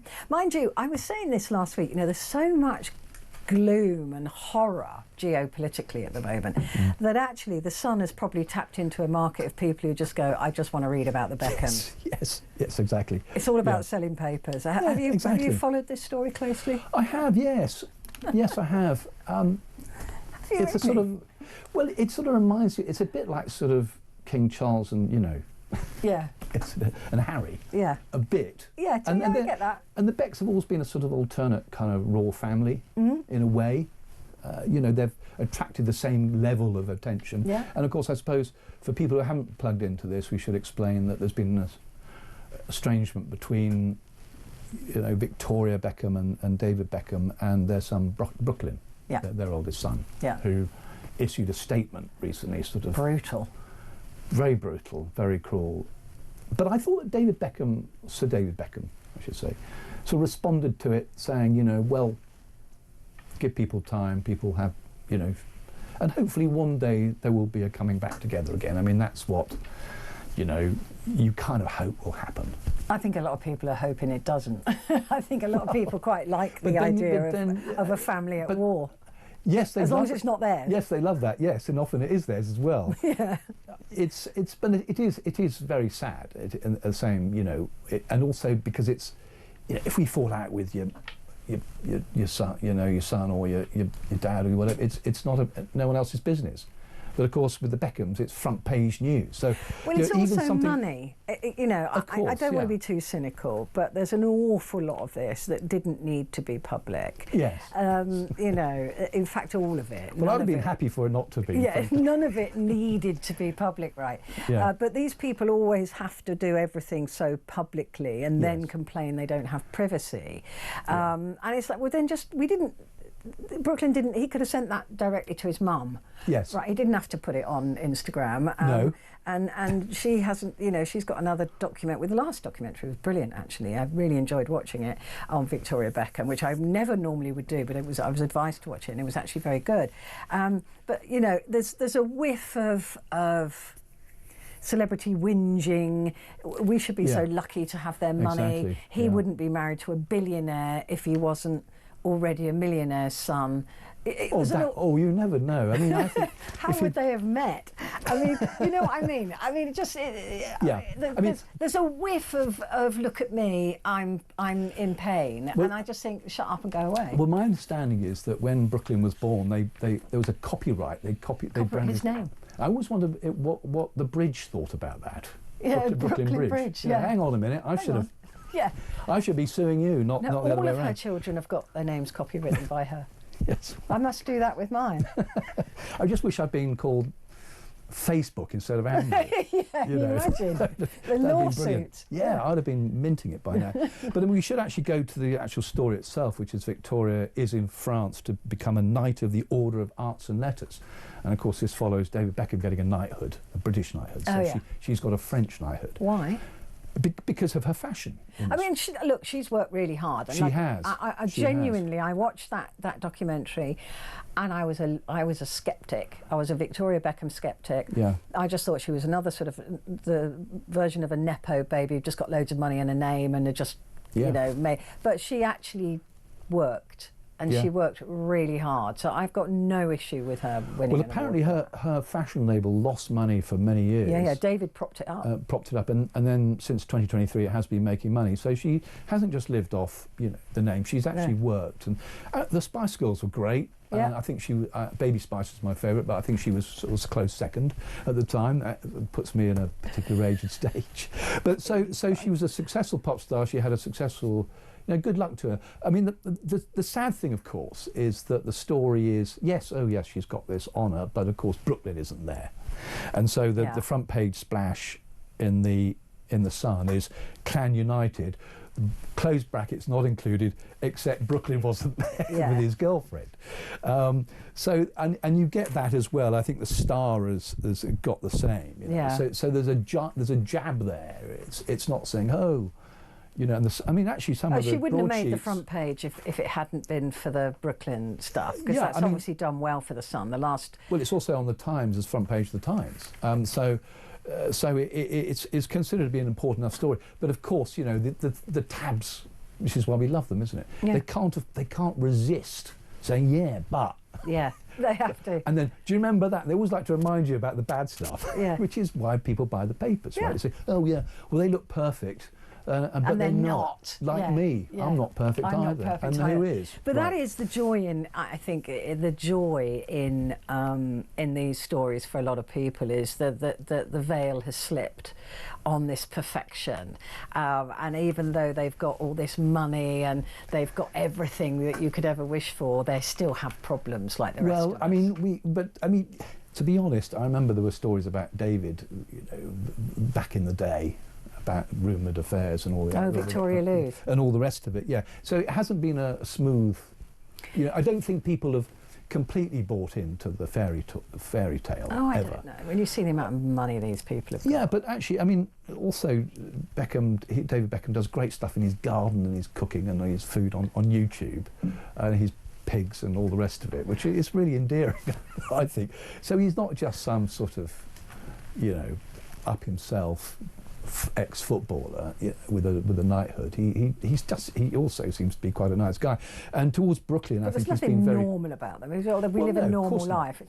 If you've been captain of the England football team, you know, and you're a big star at Man United, and you're a multi-millionaire in your late teens, early 20s, you're not going to have a normal life. And you're married to a Spice Girl. It ain't going to happen. You're not going to go back keeping, you know, having some ordinary, like, you're always going to be in the public eye from that moment onwards. And of course they've milked it, as most people do in this situation. It's this sad story about Brooklyn, though, is one that keeps on nipping at their heels. But David Beckham has, I think, dealt with it quite in a quite grown-up way. He hasn't ratcheted up. He hasn't tried to turn it into a civil war. I think he's rolling with the punches, and hopefully they're hoping that in the end, when people have grown up a bit, all will be well. My favourite, I think it's on TikTok, there was a cartoon which looked like, I don't know, like Family Guy or whatever, of Prince Harry and Brooklyn Beckham in the same sort of meeting, you know, those meetings where you go for help, those self-help meetings, discussing their terrible lives and giving each other advice on how to get the most publicity out of privacy. It's actually very funny. But well, of course, you know, Harry is actually being fighting in the courts against newspapers who have impinged on his privacy, and he did see conflict and war, so you know, he was in the armed services. So I've got probably a bit more time for him than Brooklyn. Who, I probably have as well. I don't but know. I don't know Brooklyn. I haven't. I don't know anything about him. I'm sure he's a nice chap, but I'm sure he's just very, very spoiled, and you know, that's what spoiled people do. They tend to tell everybody about it.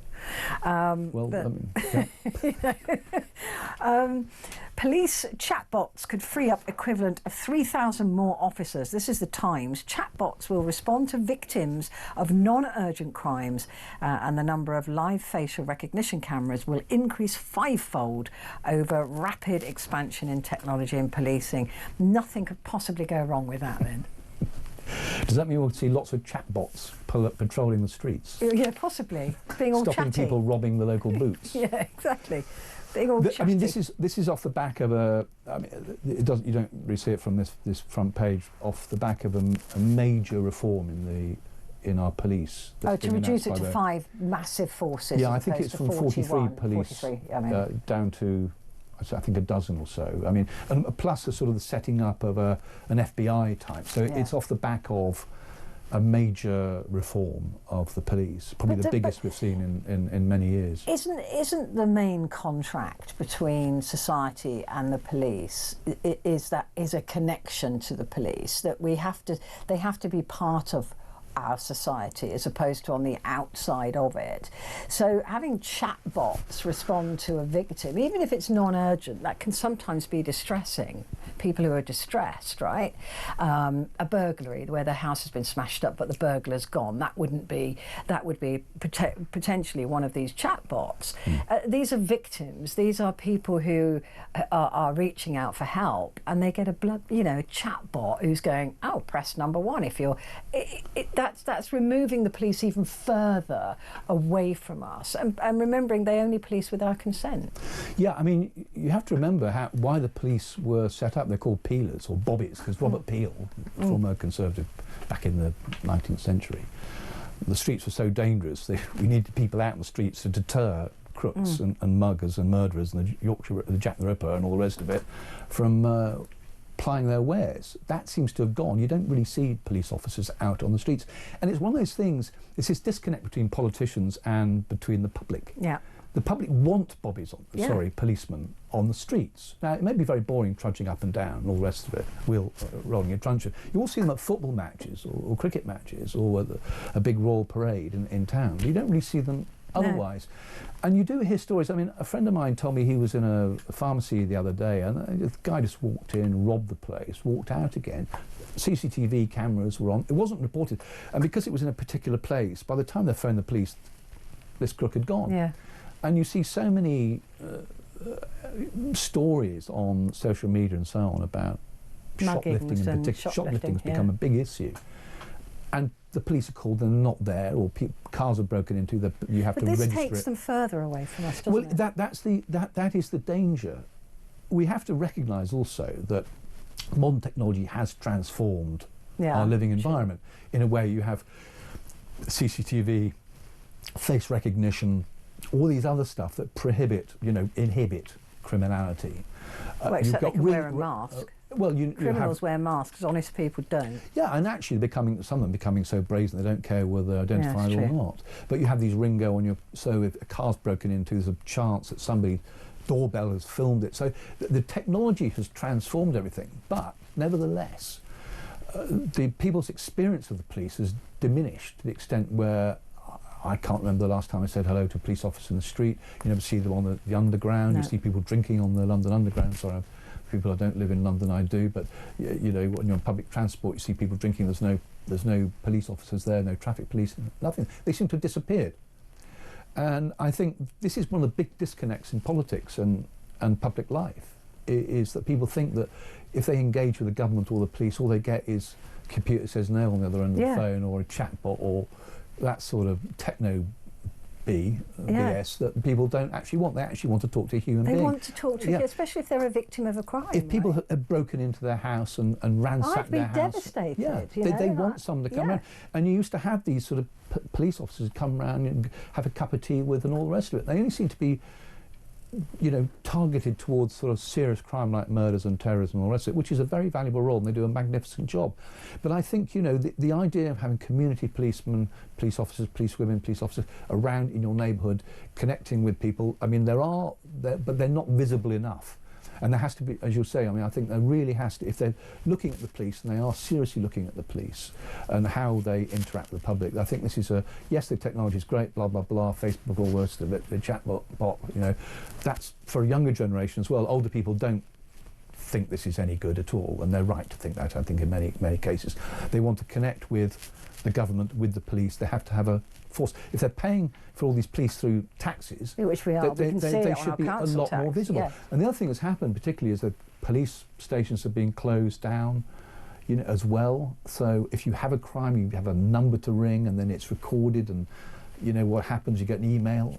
No, that's not what people want, and it's not the original idea that Robert Peel had for the police back in the day. If they start to lose our consent, then they really are in trouble. But I just think that this is so dumb an idea when you're talking about victims of crimes. Just say, well, it's non-urgent. Just leave your name and address here. Well, yeah, I mean, AI is. AI again is transforming everything. Artificial intelligence is changing everything. Yeah, well, and there'll be a lot more that AI can do. But yes, by all means, introduce this new technology and use it. But for goodness sake, also have the human face, have human beings that are there. Yeah. Even if for PR reasons, they're not even there for PR reasons. That strikes me at the moment. But they have to be much more visible because, as you say, we have a great police. They're not armed. They're brilliantly professional. Yeah. The rest of it, but I just think they need to be much more visible in the community. Absolutely. And I think that it's focused on the technology, but I think hopefully these reforms will mean that there will be more. Well, releasing, free up 3,000 more officers for what would be my question. Quick break, but we'll be back in just about.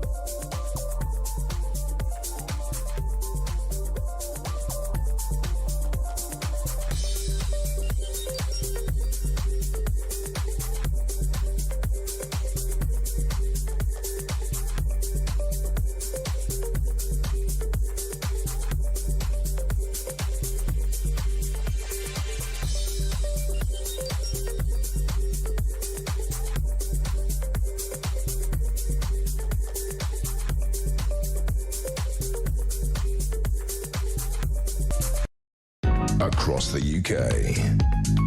On DAB+. On YouTube. On your mobile. And on your side. This is Talk. Hello there, and good evening to you. It is Petrie here with you, and with me is Andrew Hosken. Yes, you recognise the name. Not my husband, as some people have suggested, but my brother. You. Right, Andrew, let's have a look at the Daily Mail. And of course, the big story here is Andy Burnham, who has been told that he's better off where he is and he should just be a good boy and stay as Mayor of Manchester and not become an MP so he can challenge Keir Starmer. Yeah, I mean, Andy Burnham is the mayor, the regional mayor for Manchester. And he's loved universally. Yeah, I've been to Manchester and interviewed him about the work that he does there and all the amazing things that have been happening in Greater Manchester. He's the regional mayor for Greater Manchester. He runs a little office in the centre of the city. And of course they just got this big announcement of the rail infrastructure a couple of weeks ago. So he's been seen to be a great success. I mean, in this area, pulling together all the local authorities in the Greater Manchester area. And there was a resignation. Andrew Gwynn, who had health issues, was the Labour MP for Gorton and Denton, which is a constituency to the south-east of Manchester itself. So it's a pretty safe Labour seat. They held it by majority of 13,000 or so the last election.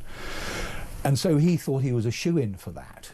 And so it went to the Labour Party's governing body, which is the National Executive Council, which is the thing that decides. And the decision was taken for him that he shouldn't be allowed to stand. Essentially, the decision was that they didn't want him to resign the mayoralty of Greater Manchester to stand for, the Gorton and Denton constituency as a parliamentary candidate.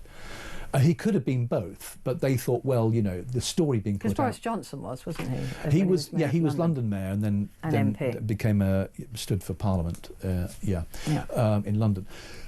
And so the story is that, well, the sort of pro-Burnhamites who say, well, this is a way, because Burnham is making it clear he wants to replace Sir Keir Starmer as And I think leader. he probably could. Who knows? Yeah. Who knows? Maybe not. But the Labour Party, the NEC, is saying that, well, no, you've got this is an important enough job. We don't want you doubling up as an MP as well. Also, you only elected in 2024, in June 2024, so you've got another 2 years term, and it will cost, to hold it again, would cost £5 million. OK, that's their argument. The pro-Burnhamites saying, well, this is just Keir Starmer fending off the competition, thwarting. That's what it smells like. Well, yes, it does. It certainly does. And I think, depending on who you believe, it's interesting because Labour don't really do a regicide. They don't really kill the Tories love it. I mean, they get through leaders. Times. I mean, since the war, the Tories have toppled, maybe 6 leaders. I mean, starting with Anthony Eden over at Suez, and then Margaret Thatcher and Ian Duncan Smith and Boris Johnson, Liz Truss. I mean, the list is endless. Yeah. But the Labour Party don't. I think the only Labour Party leader who's ever been sort of toppled by his own party was Ramsay MacDonald back in 1931. Wow. And that was because he formed a completely separate new government with the Liberal Party, with the Conservatives at the time. So the Labour Party thought, well, that's a bit rum. Well, we'll throw you out of the Labour Party, and that's what. So, and then of course Jeremy Corbyn in 2016 had a massive vote of no confidence. I think almost 200 members of Parliament voted to evict him as the leader of the Labour Party, but he was voted in by the members of the Labour Party, so they just said, well, get stuffed. He's not resigning. And of course they were then stuck with him. So it's a very rare occurrence for a Labour leader to be toppled.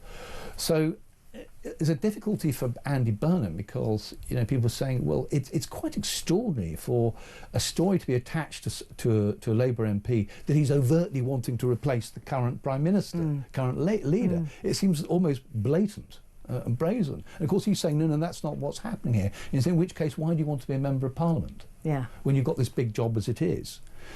The other issue that the Labour government has, of course, is that they have a massive majority.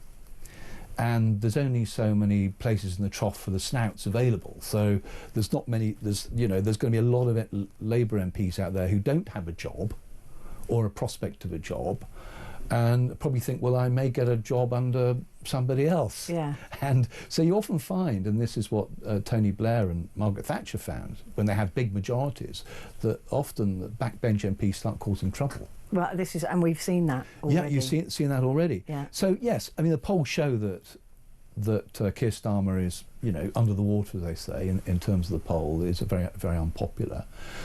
So yes, you could say, well, of course he doesn't want the competition. He doesn't want somebody competing. But then again, they say, well, but on their side, they're saying, well, if we had to have a new election for the Manchester mayoralty, that will cost £5 million of public money, and we may lose it.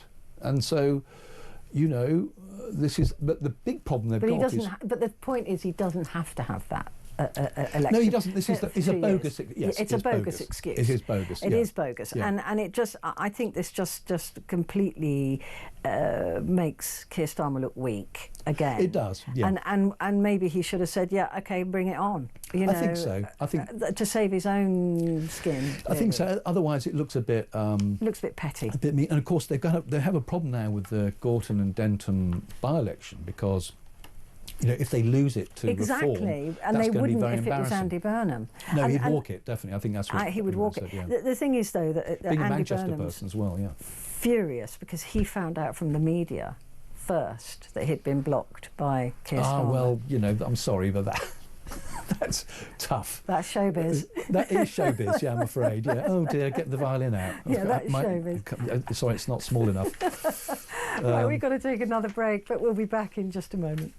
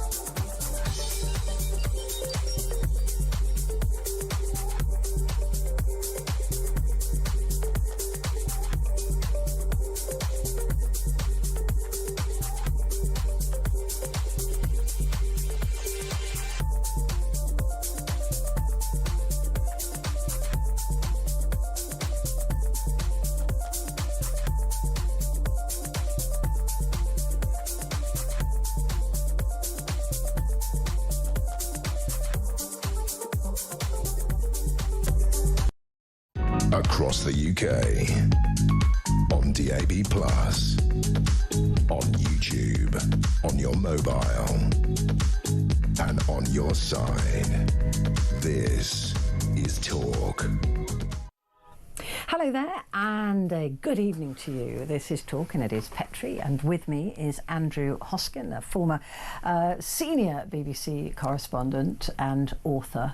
Do they call you senior when you get old? Yes, that's the only reason. That's it. That's the only reason. I'm ex and I'm senior. Ex and senior. Yeah, that's it. That's it. it. My big brother as well. Right, let's have a look at the Telegraph. Big photo story on the front page of the Telegraph is Suella Braverman saying, "I feel like I've come home." I think it was only a year ago, or maybe a little bit longer, that she said she would never join Reform. Yes, but they all say that, don't they? They all say that.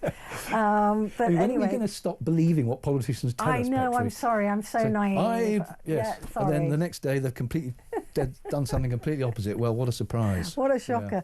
Yeah. So she was enjoying today. She had a full attention of everybody. Yeah. But I did pose this question last week to my callers about when does Reform stop being Reform? You know, when does it stop being a new party when so many, I think it's 21 now, are Tories? But I'm very amused by the concept that Reform is a new party anyway, because it's led by Nigel Farage, who was the leader of the Brexit Party. Yes, I know. Before then, it was UKIP. It's a bit. Yes, I it know. reminds you a But bit like lot of soap people, powder. a lot of people think that. Okay, let me put it this way then. A lot of people believe that under Farage, Reform is offering something new, something different. Yeah. But how can they truly be offering something different when it's the same old people that are offering it? Well, that's a very good point. And I was watching Suella Braverman's speech on the TV this afternoon, attacking the Conservative Party, particularly over immigration. I know. She was Home Secretary. But no one seemed to say, but you were the Home Secretary Yes. in charge of immigration for the Conservatives. Yeah. And you think that she had nothing to do with the Conservative Do you remember Party? she went out to, where were we supposed to be sending people in Africa? She went out to... Rwanda. And she went out there and there was all that photography of her out in Rwanda while they were building all these homes for people that we Well, of course, the courts have said Rwanda wasn't a safe place to send people. No, well, we had refugees from Rwanda. And then the Conservatives managed to persuade Parliament to designate Rwanda as a safe place to send people, and the whole thing was nuts. We never sent a single person to Rwanda, and it was never going to happen. 2 went, but they were paid to go. £3 grand they each. went voluntarily. They went. Yes, well, that's not the same as deporting. I mean, you don't volunteer to be deported. So that there was a problem with that, and of course, I think she's the only person probably in history who's been dismissed twice from the same cabinet post. Yeah. So she was sacked by Liz Truss as Home Secretary in 2013, I think it was. Sorry, 2023, and then a year later by Rishi Sunak. Yeah. For leaking stuff. Oh, that's right. Yeah, she was leaking stuff. Well, one was for attacking the police, and the previous one was sending confidential government material by her personal email account. So she's had a bit of a checkered history anyway as a Conservative minister. Haven't they all that have joined the Reform? Pretty much, yes. I mean, we had Nadeem Sahawi, who was sacked as chairman by Rishi Sunak over some tax payments. Over not being completely frank about the fact the £5 million HMRC was investigating him. Yeah. Then Andrew Rossendale, who was an MP for Romford, who was that wasn't a surprise. He was very pro-Brexit, and I think he was that wing of the party. And of course, Robert Jenrick a while ago, and now Suella Braverman. I can't say I fell out of my chair with shock and surprise at Suella Braverman. I think it was well advertised that she was going to go, and I think they appear for maximum publicity, which is perfectly fine. It's politics to have staggered these. Yeah. To build up in the public's mind an idea of momentum and all the rest of it, which is absolutely is very good politics. Possibly. I think it'll backfire, and it hands Labour that line in the next election, saying, "Well, who are you voting for? The Tories?" The Tory hand-me-downs, aren't they? The Tory hand-me-downs. Yeah. So I think it's politically, it's a dangerous. He's not dumb, Farage, and he must be thinking, "Hang on, we've got to calculate this because otherwise we are just the Tories." He's cloaking it, and he's sort of saying, "Well, this is great. This is great because these people have experience of government, and we don't have experience of government. And if we're in government, we will need people to, whatever." But frankly, I mean, I'm not entirely sure whether I'd want to. I mean, someone asked him, I think, at the press conference today, "Well, would you make her Home Secretary?" Well, if two prime ministerial predecessors have had to fire her, then maybe that's not the role for her. But nevertheless, you know, it does paint in the electorate. It's like it's funny, you have these two stories concurrently, don't you? You have the Labour Party in trouble, Keir Starmer and Andy Burnham. At the same time, you have this other soap opera going along with the Conservative Party. We just want them to run the country, you know. Well, yeah, but I think the problem is the political journalists love the soap opera. The soap opera becomes predominant. And showbiz for ugly people. That's what they say. Well, yeah, but you know, you kind of think people waiting for a copper to arrive. Or an operation. Or for an operation, kind of think, yeah, this is all very well and good. But, I mean, politics has always been of a soap opera. I mean, people say, oh, Coronation Street is the longest running soap opera. No, it's not. It's the Houses of Parliament. It's by far longer than Coronation Street. And it does get a bit tedious after a while. We had all the Conservatives' leadership, didn't we? Endless, you know, leadership campaign after leadership campaign, people being... And no work was done. But they just love plotting, don't they? Yeah. Politicians. But I just wish they'd just what we pay them for. Yeah. The other story on the front of the Telegraph, as we're both former employees, BBC to use iPlayer to catch licence fraudsters. The BBC will use the iPlayer to target licence fee dodgers. The Telegraph understands up to 40 million online accounts are expected to be linked with the TV licence status of their residential address for the first time in an attempt to crack down on households that access the streaming service without a licence. To be honest, I thought that already happened, because when I go on iPlayer... You took the words out of my mouth. It says, have you got a licence? And I say, yes, I've got a licence. It didn't even occur to me that wasn't happening already. I know. That's nuts. It is nuts. But, well, jolly good. Well done. I know. Every time they ask me if I got a licence, I think, well, then they must be checking the millions they must have wasted. You know, down the drain because they hadn't. Someone said, "Oh, why don't we connect that?" Well, so well done, the BBC. Yeah, well done. Finally. Yeah. The Mirror talking about Reform's latest con. Yeah. Gaffe-prone government failure. Braverman cozies up to shameless Farage. Yeah. Her head on his shoulder is a bit much for me. It's very, you know, it's quite an extraordinary pose. It's weird. Isn't it? It's submissive. It's not strong. It's not giving off strong woman. It's all submissive to Nigel. I don't. Yeah, like it's. You would think that. Odd. They were, really very close. But no, it's it is not a habitual pose of two politicians together, I would think. No, it makes me a little bit uncomfortable. Okay. It's like when Donald Trump held Theresa May's hand. I thought it was odd. Oh, right. Okay. But anyway. I'd missed that. Yeah. That was when he couldn't walk down the steps. Well, I'm not surprised he held her hand in that case. But odd. Right. The Guardian, Tories face backlash after mental health jibe over Braverman's exit. Yeah. This was defected reform following mental health issues that was claimed. Yes. It's an odd thing to say. Well, it's pretty rubbish media handling if that were the case. I think, you know, no matter how you feel about somebody or what they've done politically, you never use anything personal about them or their whatever. It's just not done. So this is if this is what's happened, that somebody within CCHQ Conservative, headquarters, Central Conservative headquarters, has used something like. It is just completely disgraceful. It is disgraceful, and and it's rubbish politics, and it's incompetence, and it's just distasteful. It's cruel. Yeah, it is cruel and unnecessary. Yeah, I completely agree. Yeah. Right, Trump faces reckoning over killing in Minnesota. Tom Homan is heading to the city. Tom Homan, I think. Tom Homan, yeah. He was the guy that was accused of taking there was video footage of him taking a briefcase full of $50,000, yeah. The FBI filmed him, actually. Yeah, the FBI filmed him, that's right, they did. He had it was actually, the cash was in a bag, I think. Yeah, so he's heading to Minnesota to pour calm. I mean, he may well do it. He's an ex-copper. He's not a Trump fan, apparently. So maybe he will be a little bit more circumspect, more disciplined. Yeah, I mean, before coming here, I saw at the start of the press conference given by Caroline Levitt, who's Trump's press officer, press secretary, and I couldn't help detecting a whiff of panic I agree. about the Alex Petrie killing. Yeah, it certainly is ratcheted down from he's an extreme terrorist who run at them with a gun. It was still there was still stuff in there that was extraordinary. The stuff that she was saying about, you know, Tim Walz, the Minnesota governor, and the mayor, and Awful. their alleged, you know, their alleged sort of ramping up the for which there's no evidence. And again, it was pretty abysmal conduct, I thought. But nevertheless, I did feel that there was something awry, that there was genuine panic. Yeah. And I think that it's, you know, they always take a step too far. These well, people,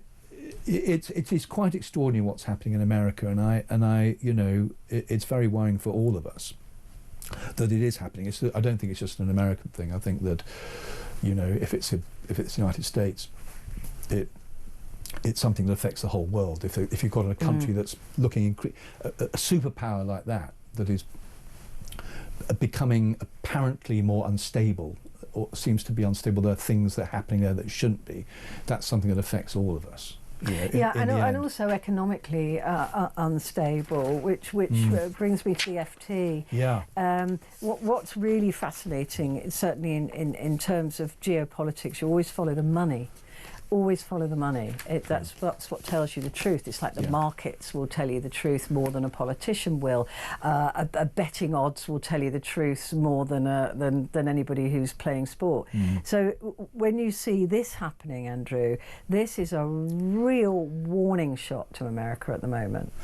Well, it's an extraordinary story, because the money of the world, the whole currency of the world since World War II and before then, has been the dollar. It has been the one stable thing. Even China, you know, if China didn't buy treasury bonds, the US treasury bonds, the economy of the United States... Because you have to buy things in dollars, so you have to... Yeah, and the US treasury is the bonds are US debt that is traded in dollars, and that, you know, without that is, you know, people buy American debt and then dollars, and props up the American dollar and their economy and the world economy. And of course now you've got gold going through the $5 million barrier, because why? It's because people are seeing gold is more stable and more secure than what the dollar is beginning to look like, and a lot of that is due to the, as we said, talking about Minnesota, the apparent increasing instability of the United States. And also the tariffs and all the rest of it. Yeah, so the gold is going up. Andrew, I have to say thank you very much indeed. Thank you. Great to see you. Thank you.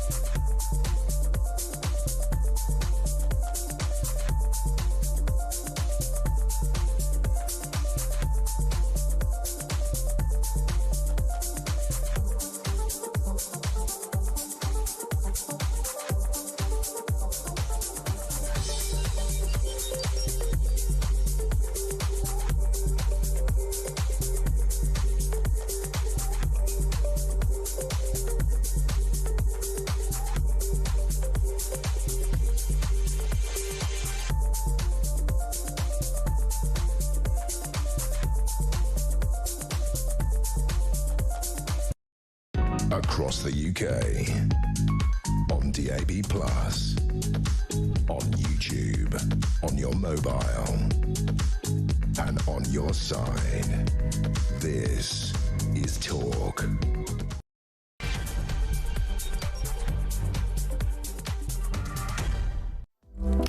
Hello there and welcome. It is Talkback, and it is exactly what it says on the tin. It is your chance to talk back. And I don't know how much you've been across the American story, the stories coming out of the US. And it's getting increasingly easier, actually, to keep up with what's happening in America, because it has reached a point now where even media agencies in this country can no longer ignore what is happening on America's streets. And this is why I get so annoyed when I'm told by Americans that we need more freedom of speech, we need to be more this and more that. And I think what's happening in your country, mate, is that people exercising their freedom of speech, their freedom of protest, their freedom to be on the streets is being met with violence from government agents. These so-called ICE agents are behaving, from what I've seen, in quite a thuggish manner, and that is not partisan. That is just believing what I see when I see it, and also learning that these agents are turning up and knocking on people's doors. They are without warrants. They are just picking people off the streets, out of cars. There are abandoned cars around the place where people have just been removed from their cars because they haven't got their papers on them. Now, I don't know about you, but I know in America they don't have to carry papers. So anybody who's brown or has an accent, it seems, is fair game to ICE. And this is not what the American people were promised. This is not what they voted for when they voted for Donald Trump. He said, we're going to remove the worst of the worst. We're going to remove the drug cartels. We're going to remove violent criminals. We're going to remove paedophiles, sex offenders, rapists. Those are the people we're going to go after. They will be targeted approaches. We will find out where they are, and we will go and we will get them. That is one thing. What's happening in America seems to be entirely the other.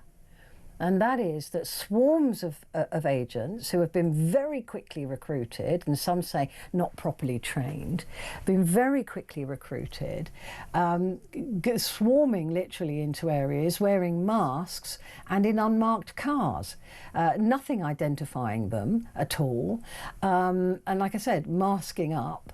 And driving around in rented cars, in rental cars. So nothing to identify them as who they are.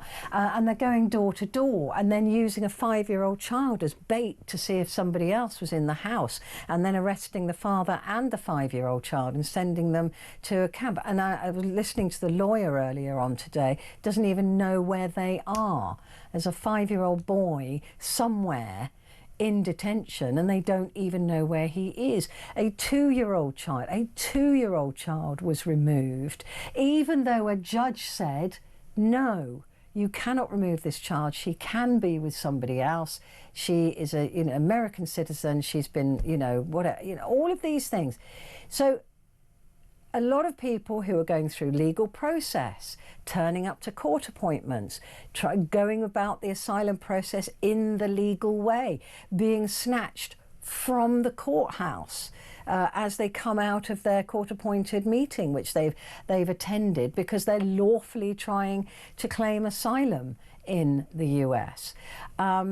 And being in the US illegally is a civil offence, not a criminal offence. So being there without papers, but these people are all being treated the same, and they're being put into these places that are euphemistically called places like Alligator Alcatraz, being disappeared, being moved. And we've heard stories of people who are Canadian being stopped at borders and being stopped at airports and then being whisked off to some detention centre. There was one young woman who spent 3 weeks in a detention centre as a Canadian white woman. So this is not ICE behaving the way that the Americans were told they were going to behave. And I get it.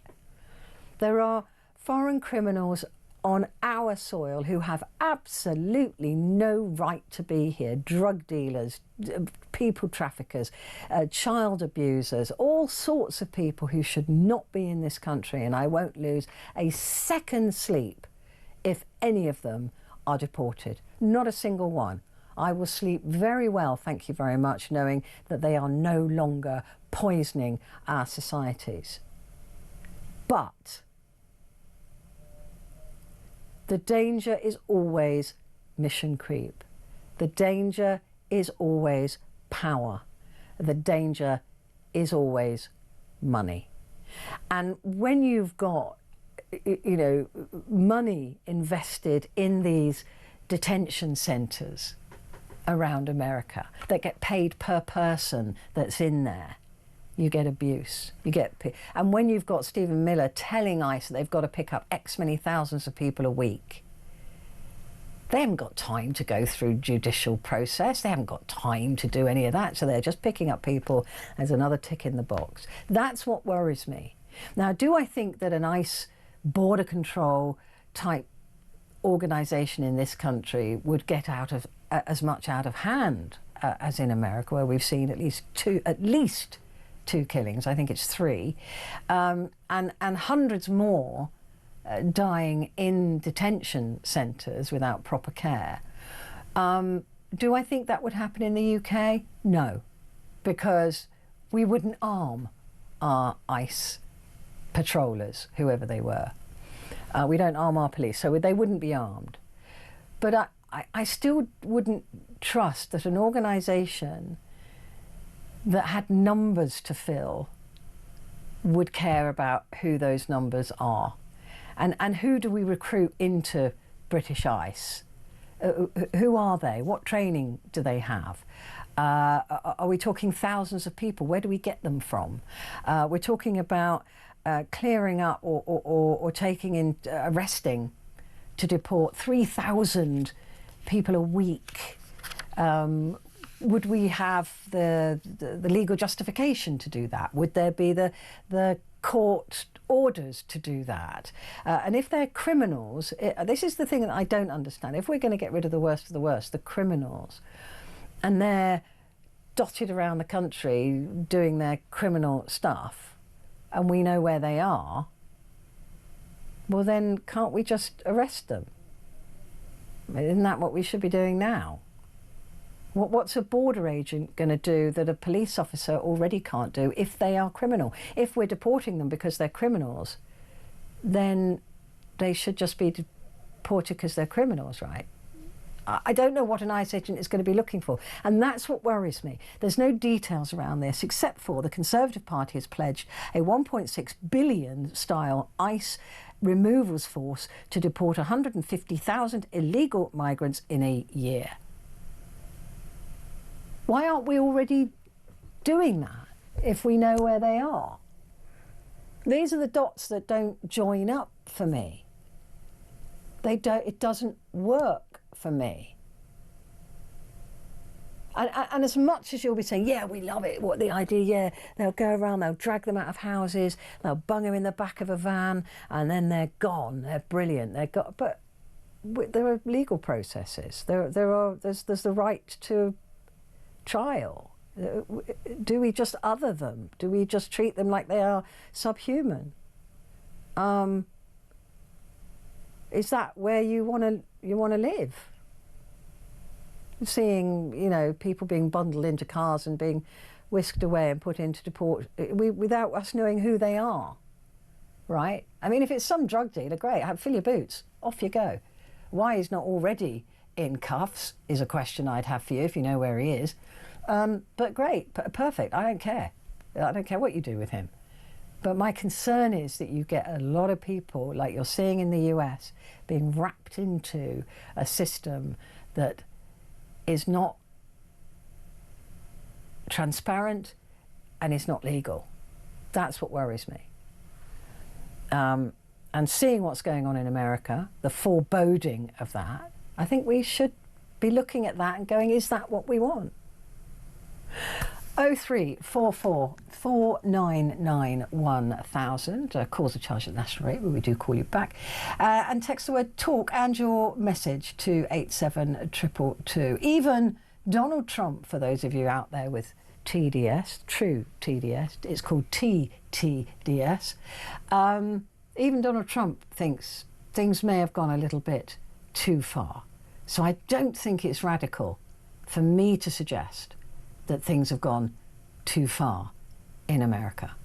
Because if you agree with Trump, you kind of have to agree with me. Bet you never thought that day would arrive. But there you go. Grace is in London. Hi, Grace. Do we need ICE deportation? Gangs? No, I mean, we often hear that the vast majority of rape cases go unsolved. And most house burglaries go unsolved. I've not looked into the data for all sorts of other crimes, but an awful lot of victims of crime are not seeing any kind of justice. And so why would you then allocate limited police resources to spending even more time on approaching people on the basis of them coming here rather than on the basis of criminality? Well, I don't think it'll be the police. This will be part of they're going to get rid of the border service that we've got and replace it with this new, whatever they're going to call it. So it wouldn't necessarily be police. They're going to have to get the money from that for somewhere. We've got no money for anything. I just think, as you have been saying, the focus needs to be, first and foremost, on what people are doing that's so dangerous. And I think that ultimately what this comes down to, and I just can't help thinking about this with all the rhetoric we're seeing from various political actors at the moment, is this kind of instinct to think that we could fix our country if only we got rid of these people from elsewhere. And I'm sorry, but we couldn't. I get that people don't have an innate right to come and live here just because they want to. I completely understand that. I completely understand that there are some people coming who have got motivations of selfishness or far worse. But the kind of presumption that some people seem to have that we could make things so much better if only there weren't these people coming from elsewhere is just plainly not true. I mean, statistically, we know that, there are plenty of criminals and all kinds of economic problems that are unrelated to migration. Yeah. And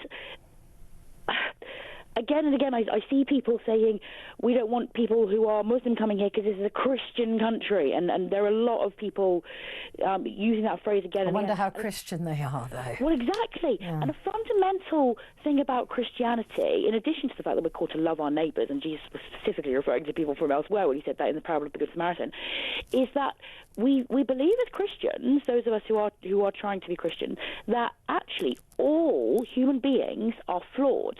And so the idea that we could fix society and Britain would no longer be broken if we only had British people here is just wrong.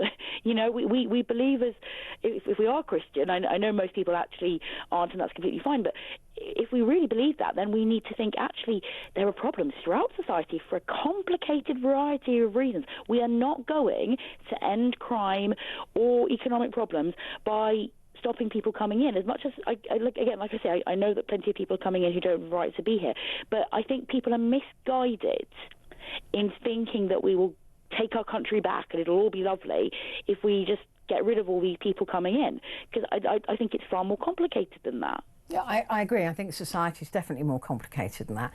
But a lot of people, we don't even know how many illegal, and when I use the term illegal, I mean that they have had their asylum claim refused, right?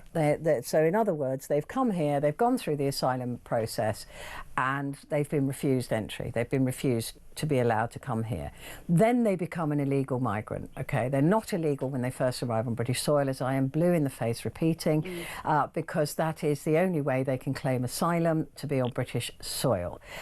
So if we wanted to get rid of that route, we would have to set up legal migration hubs so that we weren't in contravention of all of those things that we've signed up to allow people to claim asylum if they're in a war zone or being brutalised or tortured, right? So, but there are, we don't even know how many there are here who have overstayed. And that is a fault of the system. But if they are overstaying, they shouldn't be here, right? They've been deemed not to, you know, so that we can make space for genuinely needy refugees and asylum seekers. That's the whole point of it. They've got to be in genuine need. If they're not in genuine need, why are they still here? Yeah, I mean, what I would personally really like to see would be a shift in the government's attitude toward migration, away from recruiting workers from elsewhere to fill all kinds of positions, and just preferencing the people who are genuinely in the greatest need. I mean, the majority of migration, I'm not criticising people who have come here and who are doing brilliant things in our society, but I kind of think actually we shouldn't be nicking doctors and other professionals from elsewhere as we have been doing. Actually, the people coming in should be just the people who really need to come, because there are people in our world who do have a good case. I know there are plenty of people coming because they just think the streets are paved with gold, and that's not a good enough reason. But it's so complicated because there are also some people who are fleeing terrible situations. We cannot just say, oh, they're not our problem. I don't care about people from elsewhere. Let's just pull up the drawbridge and not give a toss about anyone from elsewhere in the world. I know people would love to do that, but we just can't. The fact is that we live on a planet connected to other human beings. Part of the reason that our country is wealthy, not all of it, but part of it, is that our corporations have been taking wealth from other places for centuries, and that's still going on. So we can't just say, oh, I don't care about those people over there who are in a war zone or who are in crippling poverty, because they are human beings as well. And we need to look at how we can help those who are in the very, very greatest need, and not pretend that somehow keeping everyone out would fix our society, or we can just, you know, put barbed wire in the channel and that's somehow going to be that's why I'm always surprised, Grace, when people say to me they are totally against foreign aid, because actually, you know, I'm against it being misspent, and I think there's been a lot of wastage, but the fundamentals of foreign aid is that we support countries so that they don't then migrate. So that we don't get them coming across on boats, because their home that they're in is doing well. It's, I mean, for example, let's just use for an example, Polish people. You know, before they joined lots of Polish people around here. EU, right? A lot, and everyone's going, there was too many Polish people here because they were leaving. They were economic migrants. They were entitled to do so, but they were economic migrants, and everybody was livid about it. Well, now that Poland is one of the most successful EU stories ever seen, it is rebuilt. It is wealthy again. The Polish people are going back. So, you know, that's just the EU, and they're leaving in their droves now. They're leaving to go back to their own countries, which is where they wanted to be in the first place but couldn't afford to be. So, you know, that's the whole point of us supporting other countries in the world, is so that people want to go back there, or they will go and rebuild it when it's safe to do so.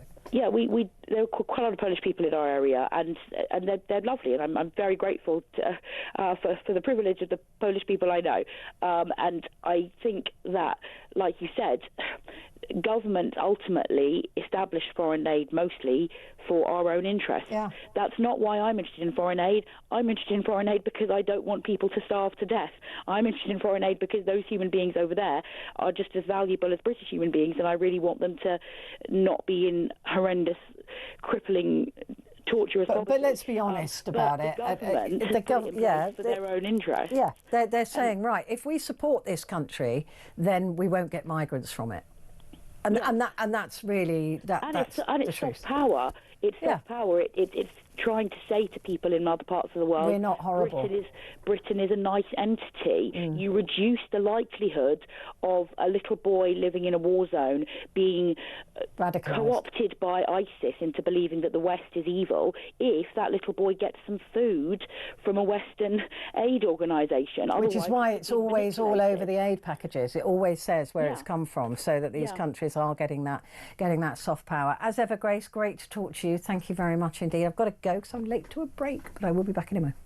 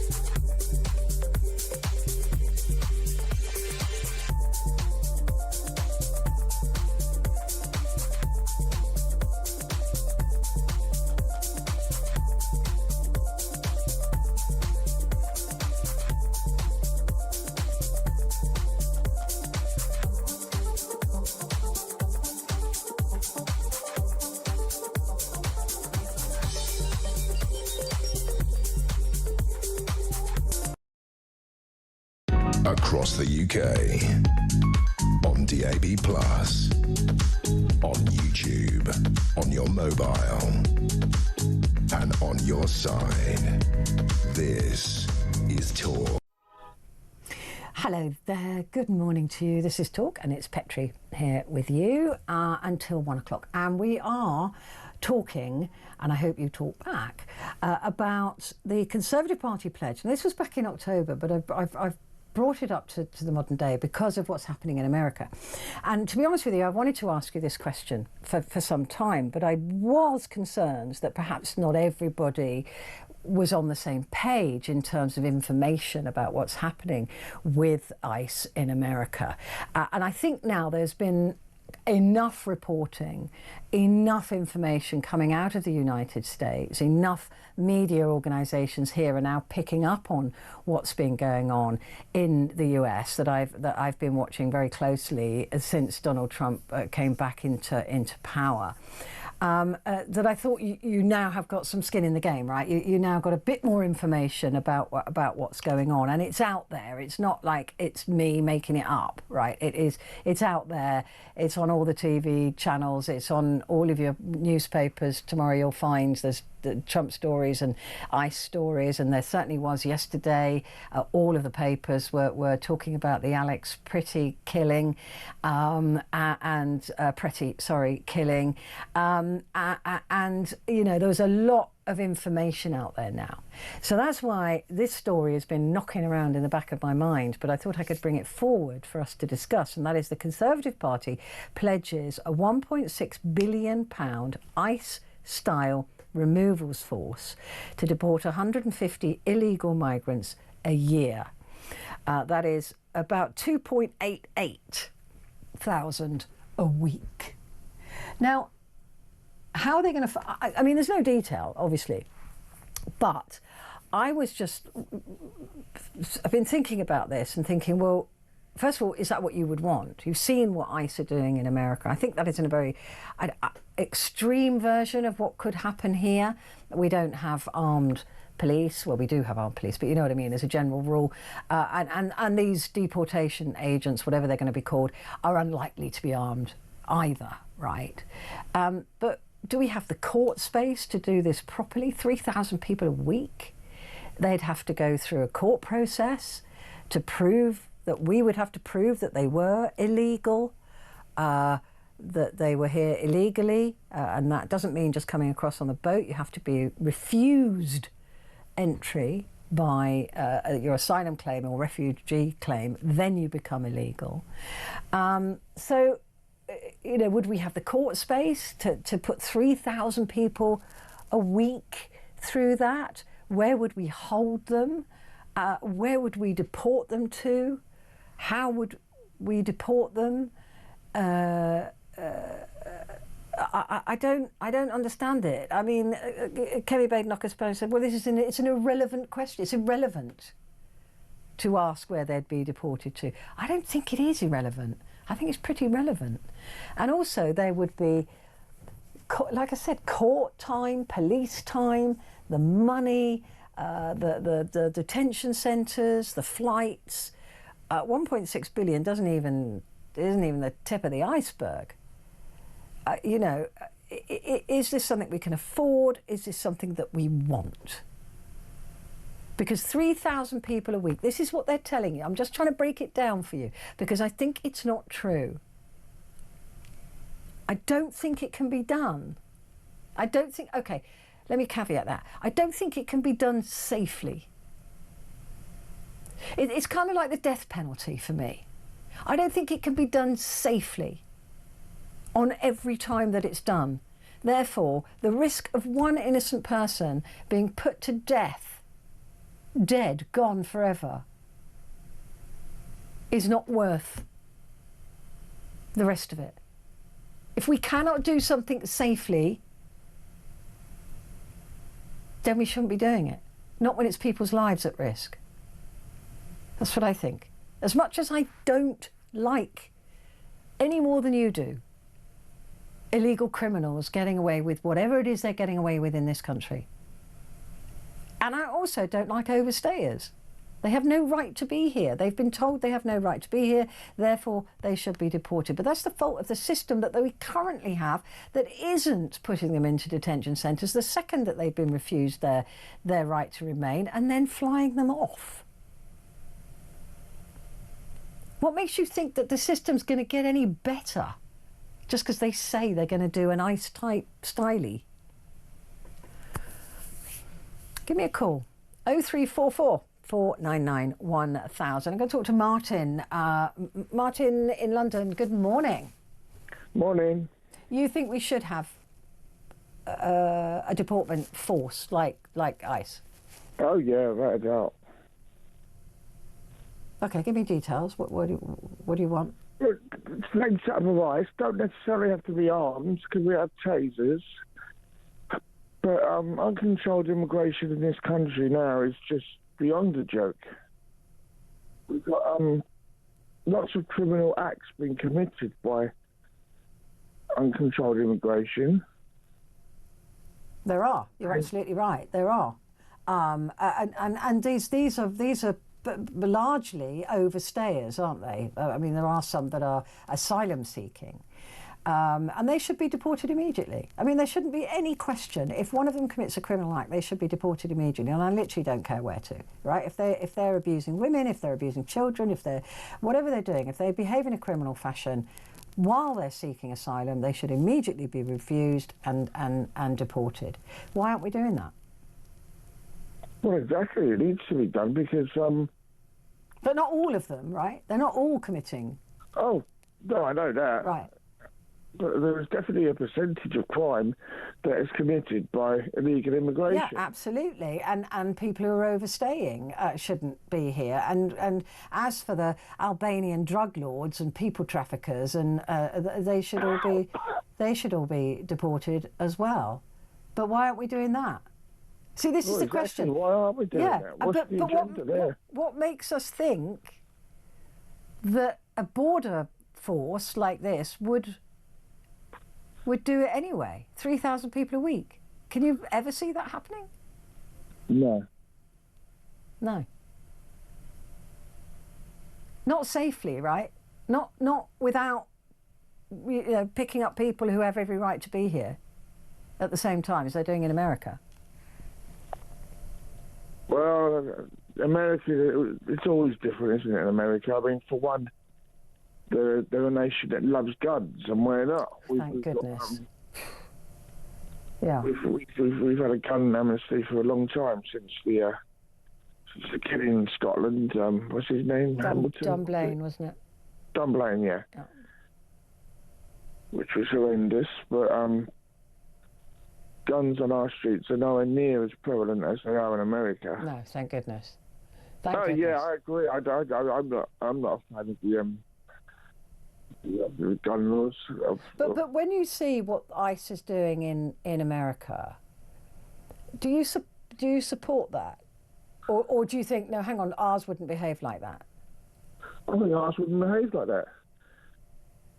Oh my God!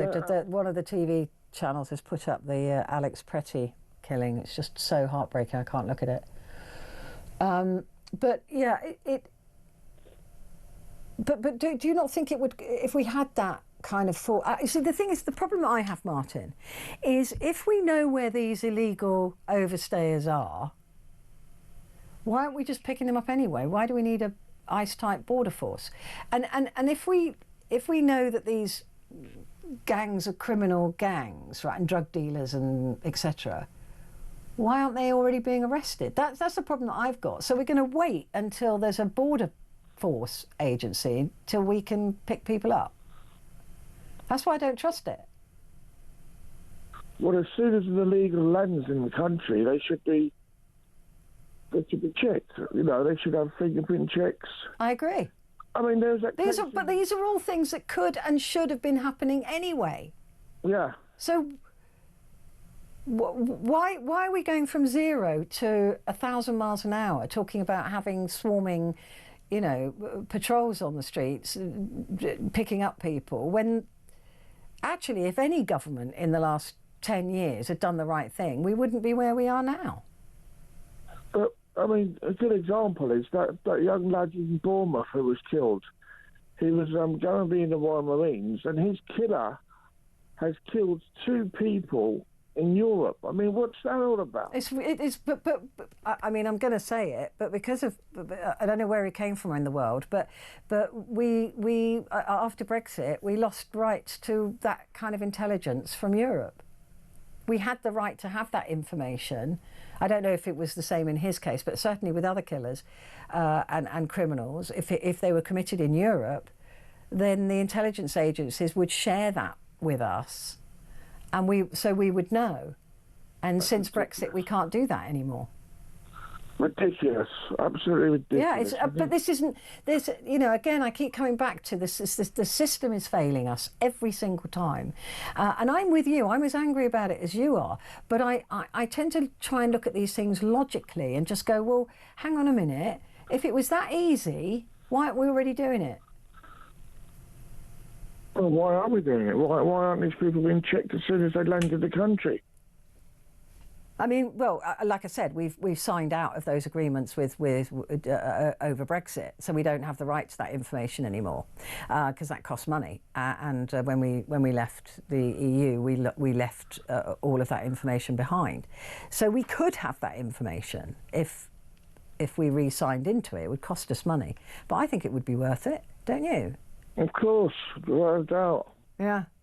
So it's the systems that have failed us, and I don't believe that in any of what the either Reform or the Tories are telling us about being able to solve this crisis, because they've chosen not to for so long. That's what I think.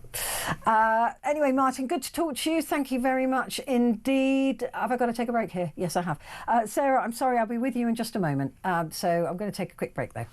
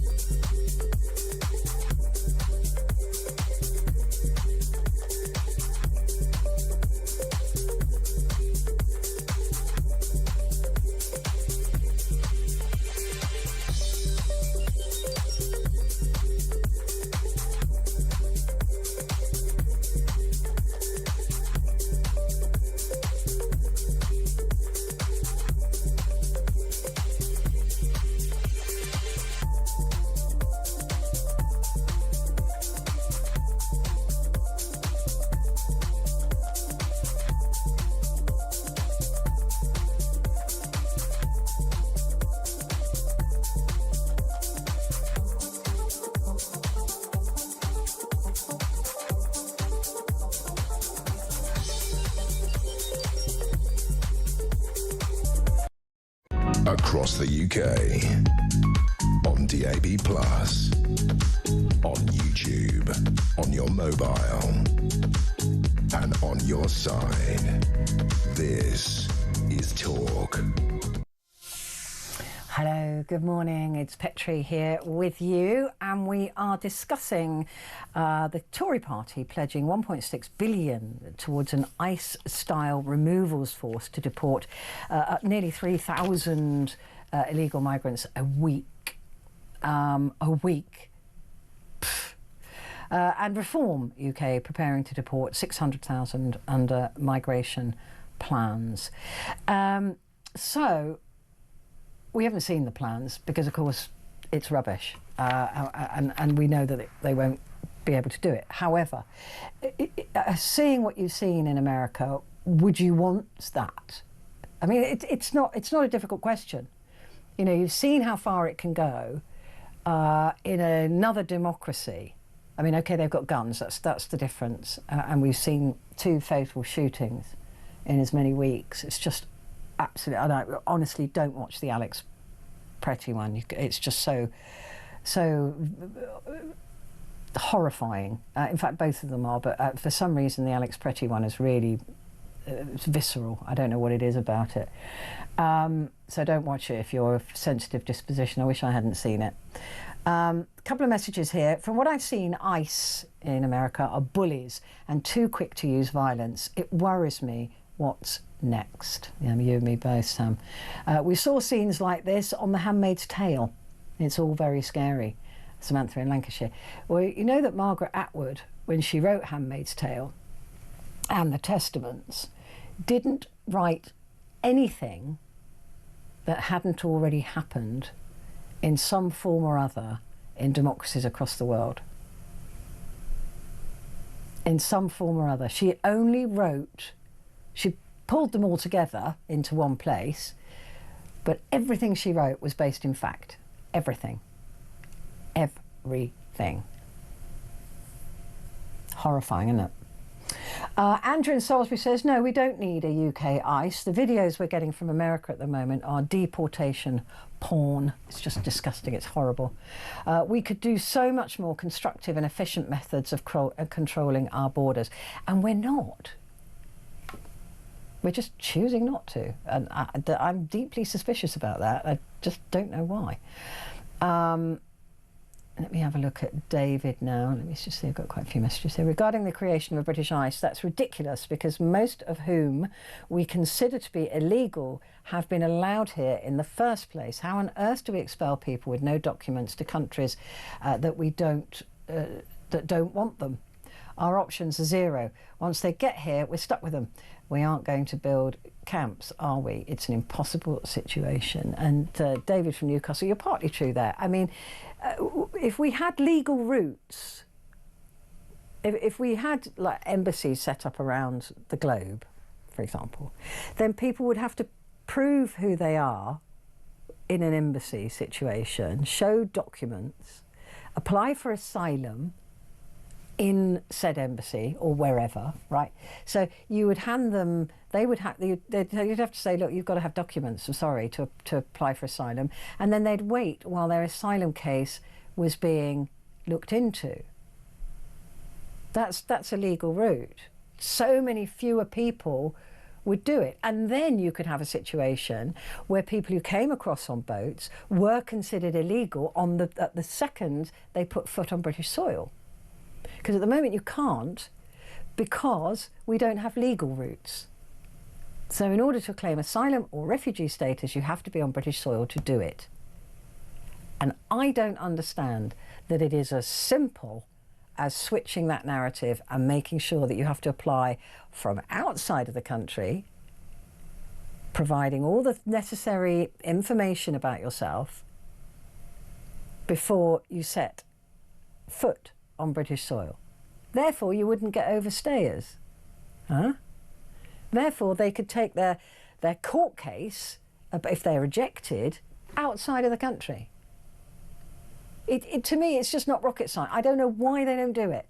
It defies logic, because then you're left with a situation, unless it's deliberate, you're left with the situation that we're currently in, where people can only claim once they're on British soil. And once they're on British soil, as David said, it is virtually impossible to remove them. Tell me I'm wrong. 0344 499 1000. And unlike many presenters, I don't mind it if you tell me I'm wrong. Quite like it. Sarah is in Liverpool. Morning, Sarah. Good morning, Petrie. Happy New Year. Yeah. Sorry it's late. Yeah, thank you. And to you. Thank you. ICE in the UK? Certainly not. For contrary to popular belief, the Border Force do carry guns. I know that because my brother used to work yes, they do at airports. Home Office for his sins. He never in that side of it. He used to work in policy. He didn't do it for all that long. He was glad to get out and go to the tax office. It was a more honest job in his view. Okay.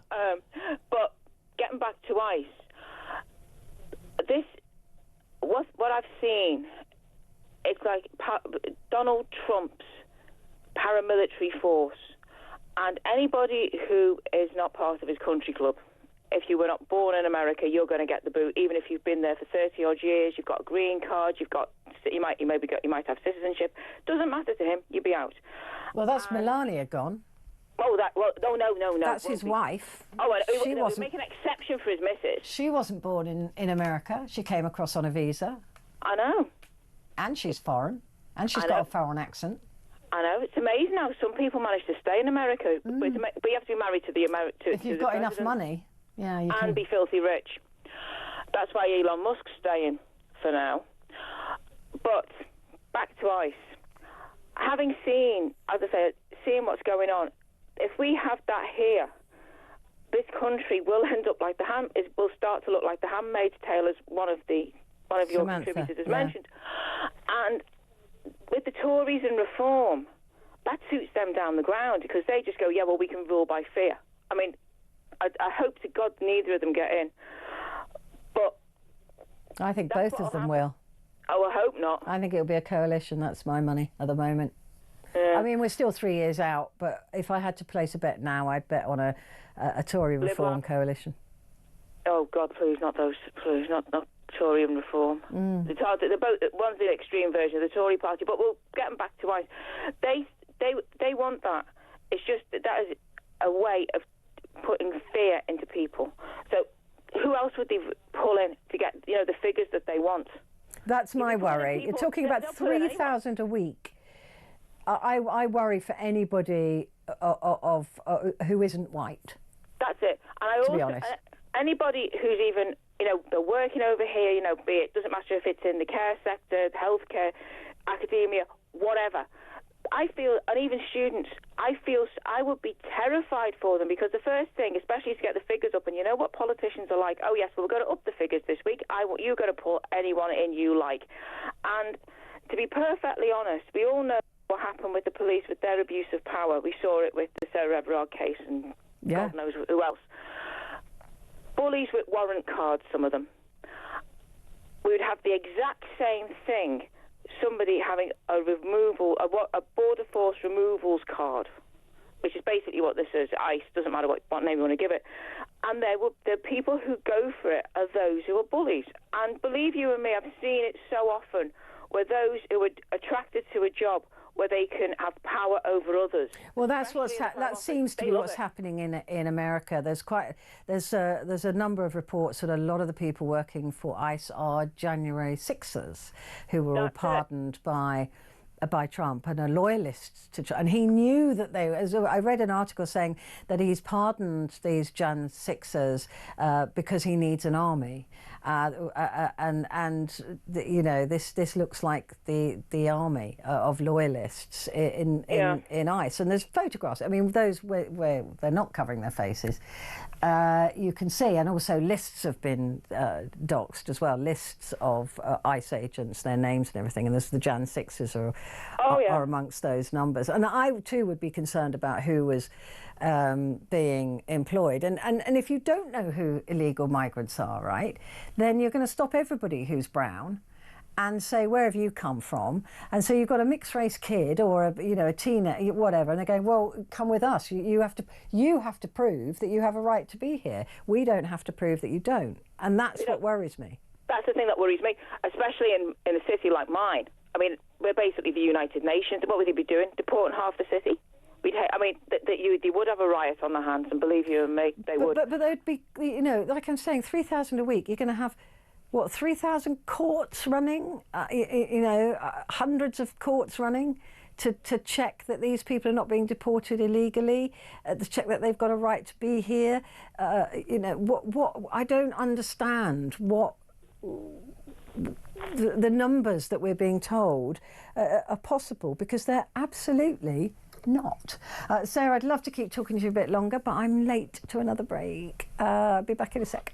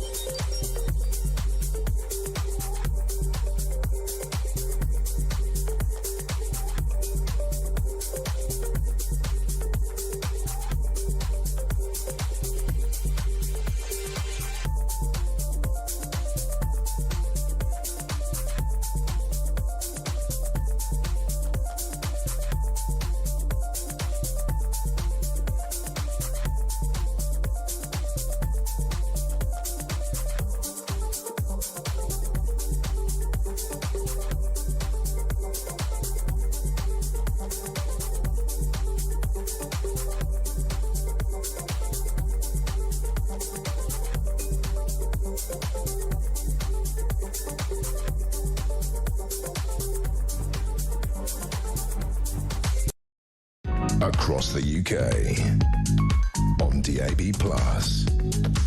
on YouTube, on your mobile, and on your side. This is Talk. Hello, this is Talk, and it is Petrie here with you until the top of the hour. And we are discussing at the moment a Conservative Party pledge to create an ICE-style removals force to deport 150,000 illegal migrants a year. So that would be about 170,000, at least 170,000 people removed. That's 3,000 people a week, nearly, just under 3,000, 2.88 if you want to know. 1,000 people a week to be deported.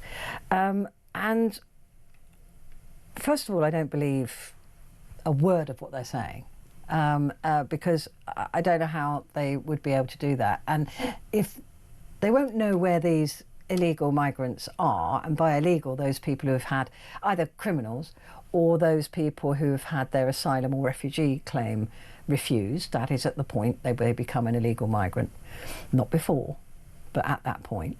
So how do you identify them? Well, you go around and you ask people for their papers, which could have something to do with the digital IDs that we were going to be mandated, remember? Which is no longer mandatory. So, show me your papers. Well, it won't affect me. I'm a white old lady. It won't affect me at all. They won't even bother me. The ICE agents will go straight past me. unless I've got a sign up saying no ice in UK streets, which I probably would. But it won't affect you if you're white.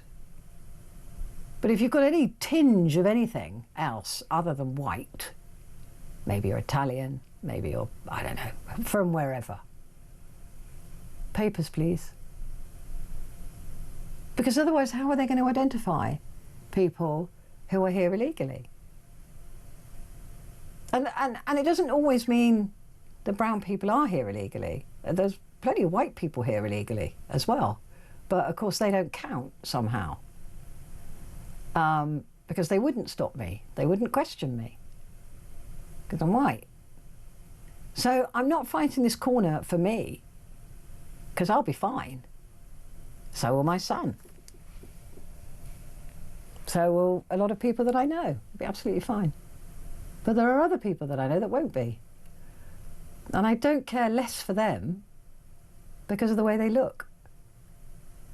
But that would be my fear. If you're looking at rounding up 3,000 people a week who then have to prove that they have a right to be here. Paul is in Bolton. Hello, Paul. Hiya, Petrie. I wanted to say, firstly, that there's been a lot, obviously there's been a few of these defections, you know, of the Tory politicians, and a lot of it has been based on the fact that Kemi Badenoch isn't right-wing enough. But yet, strangely enough, all them Tory politicians sat through David Cameron's reign, a lot of them did, Theresa May, Boris, Liz Truss and Rishi, and Kemi's the most right-wing of the lot of them. I agree. Honestly, Paul, you couldn't make this stuff up. You really couldn't. I mean, do you know what they're doing? They're saying, I'm going to lose my job if I don't jump ship. They don't care where they jump to. She's the most right-wing one because she's genuinely the real deal when it comes to being right-wing. She's not quite at Suella Braverman's stage, but she's and they're making out too fluffy, right-wing enough. I know. It's strange. This is and another thing with Kemi Badenoch is she said she doesn't want a big state. Well, if you're going to do this, you're going to have a very big state, aren't you? Oh, you know, because police is part of the state, isn't it? Yeah. I mean, it'll just be a total state control. I mean, and that's the worry for me. What we're seeing happening in America, whether you think that the right people are being deported or not, and I happen to think that a lot of the wrong people are being deported in America, given the evidence that I've seen. But even if you thought this was the right thing, it's dystopian to have these people on the streets knocking on doors and asking to see your papers. I mean, I don't know where we're going with all this because we're supposed to be Western democracy and America's supposed to be the free world. And to be honest, it just makes you think, what's life about at the minute? I know we still live our daily lives and it doesn't affect us when we're going out and about, but just hearing it in the news all the time and politicians and the media, and it's no wonder people want to turn off a lot of the time. Do you not agree? Oh, I wish I could. I wish I could. I was talking to my best mate today and just saying, and he was like, oh, I don't know what's going on in the world. And I said, I'd envy that. I just envy that. And I have a lot of friends who are not engaged in news, and now I realise why, because I can be silly with them and I don't have to talk politics. I've got a friend like that who I used to get frustrated with because he didn't know any basic news that everyone should know, really. But now I sort of get why sometimes. Yeah. You know what I mean? Honestly, Paul, I totally get it. I'm very much now gravitating towards my friends who are not political and not and one of them I've had since I was 8-9 years old. We've just gone quite different ways she won't. She said the only news I read is the village newsletter. So, and I love that. I actually enjoy that because I don't have to talk about it. You're saying you won't be affected though, but how long before they decide to move on to another group of people? Well, I mean, that's a very good point, actually. It's a very good point. I think old white women are probably at the end of the list, but we could be on it one day. Well, you'll be on it before men, won't you? Let's face it. Oh, that's true. Yeah. Oh no, that is a good point, because you white men. Yeah, it'll be men. Because all of this is about macho men, isn't it? Really, when you look at it all, and everyone's got to bow down. It's the whole thing with Trump's about masculinity, isn't it? And being toxic and all that, So I wouldn't be surprised if LGBT people are after the BAME people. And then, oh yeah, you'll be next.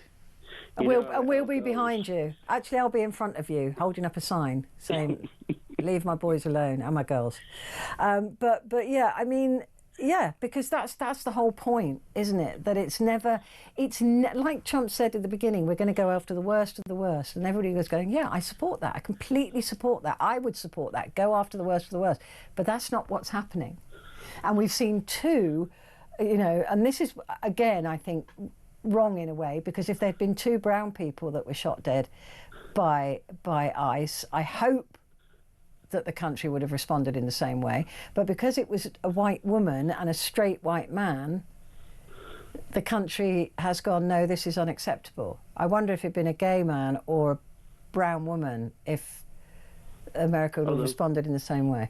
Although it was a gay woman, wasn't it? It was a gay woman, yeah. Yeah, so, I mean, I've seen a lot of people with Trump-style politics who are just making excuses for it all. So I said, well, what if the police did the same at a Tommy Robinson rally and opened fire and someone was a casualty? Would we just say that's it? Well, it's pointless arguing with some people. Some are reasonable, as you know, on that side of politics. And I just want people who are Trump supporters, and there are millions of them, to be able to say there's a chance he might have done something wrong here, but they won't even do that. That's true Trump derangement to me, that they just stand by him. I'm prepared to say when he does something right,